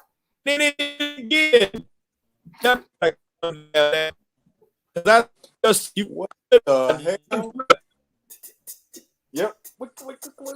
Time flip. Apparently laughing. Y'all whole screen just. What the hell did he just say? What did he just say? Hey, that's that Burger King internet, dude. What the hell? Hey man, lay off the bell. White Castle cannot help you. Twilight. What the hell? Now, question, because it's still up there. I don't know what's happening. Hey, John. Zuckerberg is listening. Okay, yes, Jones. Are you saying that tactically? I'm gonna just put it up here. It says scrambled. Type. I'm gonna type that shit. So the I can't be question going to says, FBI. I just said it wrong. There you go. Then I heard cow and cream. That is. What is he saying? I'm not saying anything. Well, right now he brought up. I would say right now he brought up about the taser being cross draw being tactically wrong. If that's what you're saying. So I'm not saying tactically wrong. I'm saying that it might reduce a lot of mistakes that happen when trying to go for a firearm versus your taser. That's what what I'm saying. That's what we talked about with the training. Again, there's not enough training going on for these people to get the brain response of knowing where they need to reach for. Right. And it's literally called a capture error. It's literally. Let me tell you something. I'm late on my internet bill. I'm not late on my internet bill. Y'all cut that shit out. Hey, man, I just told you this. White Castle can't help you, man. Right. But that's literally that incident with the officer who thought she drew her taser. That's literally a scientific term called a capture error. And it's amazing that people, what the hell? Oh, so now we got two sides. Now we got double mic. We got double. Right, we got double mics. I didn't know what was gonna happen. I had to fix it. All right, let me get off my shit. So, and the best example I can give you of this is if you've ever rented a car that was not your car, and your gear shift is up here, and when you get into the car, you accidentally go when the gear shift is down here. Is because you have a conditioned response every time you get into the car that you go up to grab the gear shift. Then when you rent a car that isn't the same, you reach in the same spot. It's literally training. It's a practice response. It's literally, look it up. It's a scientific term called capture error. If you don't believe me, it's there. Even if you watch the video in slow motion, you see that her left hand is clutching the paperwork. That she never drops the paperwork. So in her mind, what's in this hand? Taser. Not gun, taser. Not paperwork, taser. Get rid of the Metro PCS. You ain't shit, Jess. Oh, he got no Obama phone. He gave it back. Oh. He said, you got the Obama phone, bro. Look. Keep going. Yeah. And no, so the thing is, Frank, you have a valid point that weights are different, but when adrenaline's pumping, you ever heard about a mother lifting a car off her baby? Weight don't mean a goddamn thing when someone's life is on the line, including yours. Carry Boost. Wow. Oh my God. Yes, we do have this. Kimberly, yeah, we do have this training. So my regular times for going live on this show is called Triggered with instructor Mike and friends. Marquise and John have been show regulars. We're gonna have other people coming on. You're welcome to come on. Well, I don't want y'all to get in trouble. I don't want nobody to ever get in trouble with their departments and stuff like that, right? That's the thing. So I kind of like former folks coming on, unless I don't know, it's touchy. But yes, I definitely love it. So every Wednesday, 8 p.m. Central Standard Time, Chicago time, is when we talk about stuff like this training. And whenever we go live on extra stuff, it's always going to be at 8. Hey, you see Andy Ham's comment? I did not. Who wants to get him? Memory. Who wants to get him? Get him. Okay, so muscles don't have memory. Habitual instinctive performance. I know Marquise calls it something. Yeah, it's not. Muscles don't have memory. Ask a stroke patient. They had a stroke. Muscles are still there, but muscles don't have memory. I hate that term too. Yes, it's called myelination. Myelination is the real term that y'all been trying to use for so many years and calling it muscle memory. It's literally myelination. You're building many habits to do the same thing over and over and over again. The perfect example is what Mike just said about stroke patients, but I take you one step further. When a person transpires, aka dies, what's one of the first things that stop working? The sphincter. That's why you evacuate your bowels. That's why you evacuate your bowels. Yep. That's a muscle. The muscle had memories. That muscle will remember to hold that stuff in, but it doesn't because muscles don't have memories. You build habits. I'm sure. I'm sure. I was looking at it. Yes, the I'm about to say. Ulcers are not there anymore for it to hold stuff in.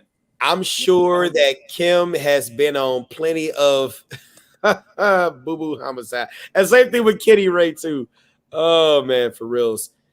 So yes, I definitely invite y'all to like and subscribe the pages, be it on Facebook or YouTube. Before we end, I'm definitely gonna say support the channel. Support the channels. You can always go to MikeBrownsMerch.com, get you some t-shirts, stuff like that. That stuff definitely supports the channel. And then we're gonna have Marquise and John plug their businesses definitely for more training, because that's what this is all about, getting more training. We definitely want to thank you all for participating in the comments, and we love interacting with you all. They see the comments, I see the comments, so it's always fun when we catch it, stuff like that. Marquise, gone ahead and plug it in, John, and then we'll call it a night. Go. All right. So again, Marquise with P6 Firearms Training. I'm on Facebook, P6 Firearms Training and Education. I'm on not YouTube, excuse me. I'm on what do you call that damn thing? Instagram. Dude, I'm telling you, my social media game is whack as hell, bro. It's all good. I'll be on there. You say I got a whole. Go on ahead, follow me on Facebook, get Mike Brown instructor. I'm so used to saying right. that. I ain't got none of that. I think I got it. It's somewhere. I promise it's there. I don't have the muscle memory to remember it. Go ahead. See that face? Training. I have different trainings coming up. Defensive 2, which again is a more advanced course. That's going to be August 21st. I have a rifle course and Red Dot is September 18th. Rifle is the 26th of September. And I also have a defensive one coming up October 23rd. Y'all better get in those classes, man. Get in those classes, man. John, you're up next, man. All right. John, Concepts LLC. Were you looking up Mercer's, John? Yeah. Yep. Absolutely. I want my newest tactical satchel. Guardian Concepts LLC. You can find us on Facebook, Guardian-Concepts. Obviously, you can go to our website, www.guardian-concepts.com. Obviously, you see we hold the Illinois Basic Concealed Carry Training along with advanced training. Our advanced training, I like to call those Guardian Tactics classes, level 1 through 3. We also offer low light classes. Those are the defensive classes. All instructors up here are geared around putting more assets on the streets than liabilities. We will give you all the training that you need to continue to stay alive and protect your family and your own. So that's essentially what we do. Obviously, give us a follow, Guardian Concepts on Facebook. Give us a follow, give us a like. Hey, ain't nothing wrong with fanny packs though. They got I'm telling you this. Galco's got one fanny pack where you could pop your gun. Now that's what I would recommend for a lady. I gotta play that. Now hold on, this one. There goes Marcus. There goes Marcus. You sending sending that electrical it impulse is. in the Yeah. Oh shit. There is a fanny pack that is out there. Let me see if I can find the video. No, you said it. Why do it? Why do it? What? Hey, you know, fanny packs. All right, go ahead. They got one fanny pack. There it is right there. Oh, bloody hell. It's only a minute 43. Hold on, it's Instructor Mike. You follow me shut on up. Facebook at Mike Brown. Hold on for a minute. Let me get it back up there. Go ahead, do a react video. This is going to be a react video. Oh, okay. Marquis is going to be like, what the hell? You said, please don't. You said, yes, not for a man. Let me tell you something. Oh shit! I will wear this. Here we go. Watch it. Mike, follow me on Instagram at Yes Mike Said It. Subscribe to my YouTube page, Instructor Mike. Hit the subscribe button. Hit the bell for notifications. Man, fanny pack. So for those of you all, ladies, you asked me, you know, where would I be able to keep my firearm if you don't want to have a holster with you? Let's just say you're jogging, you know, whatever the case may be. You know, you can go on ahead and get the Galco fanny pack, and it's very simple. You know, as soon as you open it up with the zipper right here, okay, there is a little pull string right here that is obvious, and as soon as you pull it, oh, here's the Glock 26. Talk about my shit, Marquise. And she does a very good job. Mike, we're gonna have to agree to disagree. That it's there. It doesn't even look like you're carrying a firearm because it doesn't even have the firearm shape. Okay, you can put extra magazines right here, or even a phone where you can have the headphones come straight through. Right, it's a pretty little nice device. Where did I get this from? Eagle Sports Range, 5900 West 159th Street, Oak Forest, Illinois. Come there for all your firearm needs. Uh-oh, get back inside. Look, I'm watching you. I'm watching you. All right, uh-oh, get back inside. I'm watching you. Oh my God, let's put it back inside. Here we go. Uh-oh. All right, so get back inside. It looks like you're having too much fun. Follow me on Facebook at Right Brown Instructor Mike. Follow me on Instagram at Yes Mike Said It. Subscribe to my YouTube page, Instructor Mike. Hit the subscribe button, hit the bell for notifications. Get your butt in somebody's concealed carry class. It's no one's job to protect you but you. I'll see you. Let me talk about my fanny pack. Looks like you was having way too much fun with that. I was having fun with that. Hey, so out of full respect for you, I'm not gonna say a word about that fanny pack. So that's all right. It's all good. But to answer, what was this question? The one about the I don't show techniques on social media. Yeah. On YouTube and things like that, because for me, I don't want a bad guy to learn how to fix their gun. You know, the thing is that like when you look at the shooting on 87th over there by the Dan Ryan, one of the things that saved that car was the fact that the magazine dropped out the AR. Yeah. So when it dropped out the AR, he know what the hell to do, and they actually stopped it. So for me, what was that? Yeah, there's some. So there's a guy that's coming in, and I'm just blocking it. Keep going. Yeah. So yeah. So I don't teach. I don't show any of my techniques on YouTube. What I allow students to do is to come. If they come to the classes, they can record themselves doing a technique, as long as they promise not to share it on social media. Right. Now, as far as like if you're doing it and you just practicing whatever, you know, I don't care if you record and share that type of stuff, but specific intricacies, I just don't want you just sharing that stuff because again, you might be empowering a bad guy to do something stupid. Yeah. And Mike, what the hell is going on, Mike? Read Adrian's comment. Yeah, I think you said something like bot spam or something like that. No, read Adrian's comment. I'm trying to get to Adrian's comment. Oh. Right. You can't. What the deuce? Yeah. I don't know. What did you do? I didn't do anything. I didn't do Let that. me have your fanny pack. No, we're not going to. That's his fanny pack. Oh, that's Alea. That's my friend. Keep going. Let me have your fanny pack. I don't have it anymore. Actually, who did I give it away to? Oh, really? Keep going. No, I don't have it anymore. Hold on. So you gave away the fanny pack? Yeah, I did. I don't have it no more. Oh, okay. Yeah. Hey, John. Oh no, I gave it away. Yeah. No, I bought it. I bought it for the purposes. I'm cool. I'm a man with my shit. I bought it for the purposes of having. Oh, thanks, Karen. Now I bought it for the purposes of doing that video, and then I never used it, so I gave it to gave it to somebody. So I just want to point out that you had a merce before the rest of us. No. First of all, no. First of all, I only had a merce in the video. You have never seen me walk into the Taste of Chicago. No. Fair enough. I'm just saying. I gave it to the mother of my youngest children. Yeah. She carries? Oh, yes, she does. In a fanny pack? 6-hour P320 X not the X compact, but the subcompact. In the fanny pack though? Yeah, in the fanny okay. pack. Yeah. Oh, okay. Yeah. Uh-huh. Yeah. I'm just, you know, Uh-huh. all right, that's what it was. You still my hero though. Just... No, it's all good. Uh-huh. It's all good. So, no, I didn't get away. Matter of fact, I will show you. See, I like it when people say I'm lying. So I'll show you I ain't got time to show you and shit. Hey, John. But I made a video. It was go to my Instagram. Yes, Mike said it. And John, challenge accepted. We're gonna find a Wednesday night where all three of us are wearing fanny packs. All right, fuck it. Let's do it.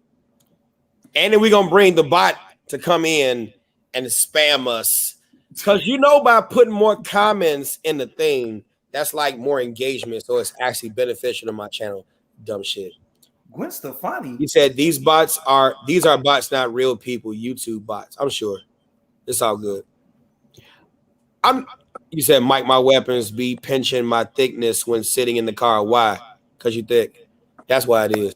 You literally just said the answer. Yeah, Alea, because you thick. That's why it is. And then when you sit down, you said smart, don't want to make fun of this man person. Look, you said then y'all donate them. No, that's why it is. It pinches you because of your, like, okay, I'll give you a prime example. Why I can't carry appendix inside the waistband because I have a stomach. So I have to carry outside the waistband. I have a Black Hawk holster that's for my Glock 26 that I carry slightly right here so that I can cross draw and then, I forgot. Center axis, relock this shit in the event. I use the gun man. Yeah, I don't care because I can't kick. Because the thing is, when you stand up, you standing up. Everything is kind of quasi flat, but then when you sit down, shit spreads. So. Mm-hmm. Oh no, I pull out obviously when I'm getting in the car. Hold on. I remove from the holster, put it on the gun magnet while driving. When I leave, I don't have no fupa. Hey, Erica, you ain't shit. She said you have a fupa. I don't have. First of all, I ain't got a pussy. Where Erica from that you know about fupa? Don't ask me if I have a fupa. Where's she from? Hey, you from the goddamn hood. You know what that means. She's from the island, no. Shit. I must do have a fupa. Thanks, Erica. Fuck. Wow, she threw that out there quick. Oh my god. I can't. Fatter upper. Oh, pelvis area. No, because the pelvis is fine. I just have a stomach. That's what it is. Y'all see me in the videos and shit. I'm with it. I'm just letting you know. Because at least I'm being honest, right? You know how when you drop something in the car and then when you gotta, oh shit. So now you gotta try to spread your, what do you want to say? Your legs. Fuck it. Because I can't say your feet because it's not your feet. You gotta spread your legs and then pull over and then try to get it and then your stomach push forward. So that's the reason why. Karen going in, bro. She said, "Fupa fanny pack wearing pimp." That y'all ain't shit. When did this turn into a comedy show? Only fucking Sunday. Oh my god. You guys. Oh no. Okay, so these are all the reasons why you should not appendix carry when you. Wow. Oh my god. They are going hard in the. They are. Wait a minute, Yolanda said you gotta open the door to get it. Oh shit. Oh, you said it must be the COVID extra weight. Nah, I just don't go to the gym like I should. That's what it is. I'm being honest. Wow. You know what? Y'all really hard on the paint right, boy. That was funny. Y'all pulling up mad points in the paint right now, though. That's why you can't. Yes, that's why it's pinching you, Alea, because you got a lot of search warrant material. I do too. So I'm just saying it's what it is. You gotta. Yeah. You know what I'm saying? You gotta. Yeah, that's what it is. Y'all ain't shit. We are. I'm going to the gym in the morning. I can't even say nothing. Yeah. You said, and by reply, thank you, Blaze, for getting his ass. Whoever that person is from that terminal. Yeah, they just want to keep saying, yeah, Gwen, Trofani, and all these other folks. Yeah, just You say it's painful. I'm sure it is. All right, y'all. 2 hours, 19 minutes. Appreciate y'all for hanging in with the little comedy show. Oh, wow. Is Kermit the Plane? That's who doing it? Kermit, is that you? Like, not obviously the real Kermit. Or is Kermit the... Put your real face and name and say it. Okay, so he's probably attacking the troll, the bot. Ooh, okay. Yeah, wow. Yeah, I thought you blocked Gwen Stefani. I did, and he's doing it from a. You say it's Kermit. No, Kermit's the one that's going after this guy. Yeah, we're not gonna worry about that guy. All right, we're gonna go ahead and kill it. All right. He said, "Fuck that! I just got back on. Y'all better not log off. We tired. We gotta get something to eat and shit." What's up, Raven? Oh my god. Yeah, come back Wednesday. We're gonna have fun again. I don't know what we're gonna talk about. I kind of know what we're gonna talk about. We'll talk about something else because I kind of had this scheduled for Wednesday. That's what that was gonna be. But unfortunately, the tragic passing of the beautiful police officer. Yeah, sad day. So I hope y'all learned something from this. Y'all have a good night. Because I'm not gonna hold y'all. Raymond, you just gotta go back and watch it again. I know you're gonna come in though. All right, and Gwen Stefani, I hope you never have to. Karen, you ain't shit. Karen's still doing it. Sleep well with your fanny pack. I told you I don't have it. Wow. Told you, boy. I don't have it, Karen. I love it. Hey, but at least I'm being real. Like, Mike got a fanny pack. I don't have it. I just had it for the video. You said McDermott is on board. Fair enough. We're gonna do that. We're gonna do that for sure. Go on ahead and subscribe to this. We're gonna have attorney David McDermott, who's gonna talk about the aftermath of a police shooting and get all your legal questions answered. It's amazing. No, thank you, Karen. I love it. Thank you. I remember when I used to see Jess all the time. He's like, oh God, here comes South Suburban Police. What's up, Mike? No, for all of us who sometimes go to different departments and stuff like that. Mike, make your one fanny pack. Look, okay, so let me give you a story of the fanny pack, though, for real. When I used to ride bikes on the lake, and, when I was the police and you could actually carry, I used to wear a belt with my duty belt. I mean, not my duty belt, but my pancake holster. And then I was like, fuck that, and wear the fanny pack. So this is before men actually wore Merces and stuff like this. So that I used to have it. And Marquise don't believe that shit. Marquise is ready to laugh, and he's trying not to. And here go Chris Howard. Mike is a fatty manny. I like this shit because we gonna make y'all get out of here. It's 2 hours and 22 minutes, and it's go. Hey, let me see some memes. Let me see some memes, and we go.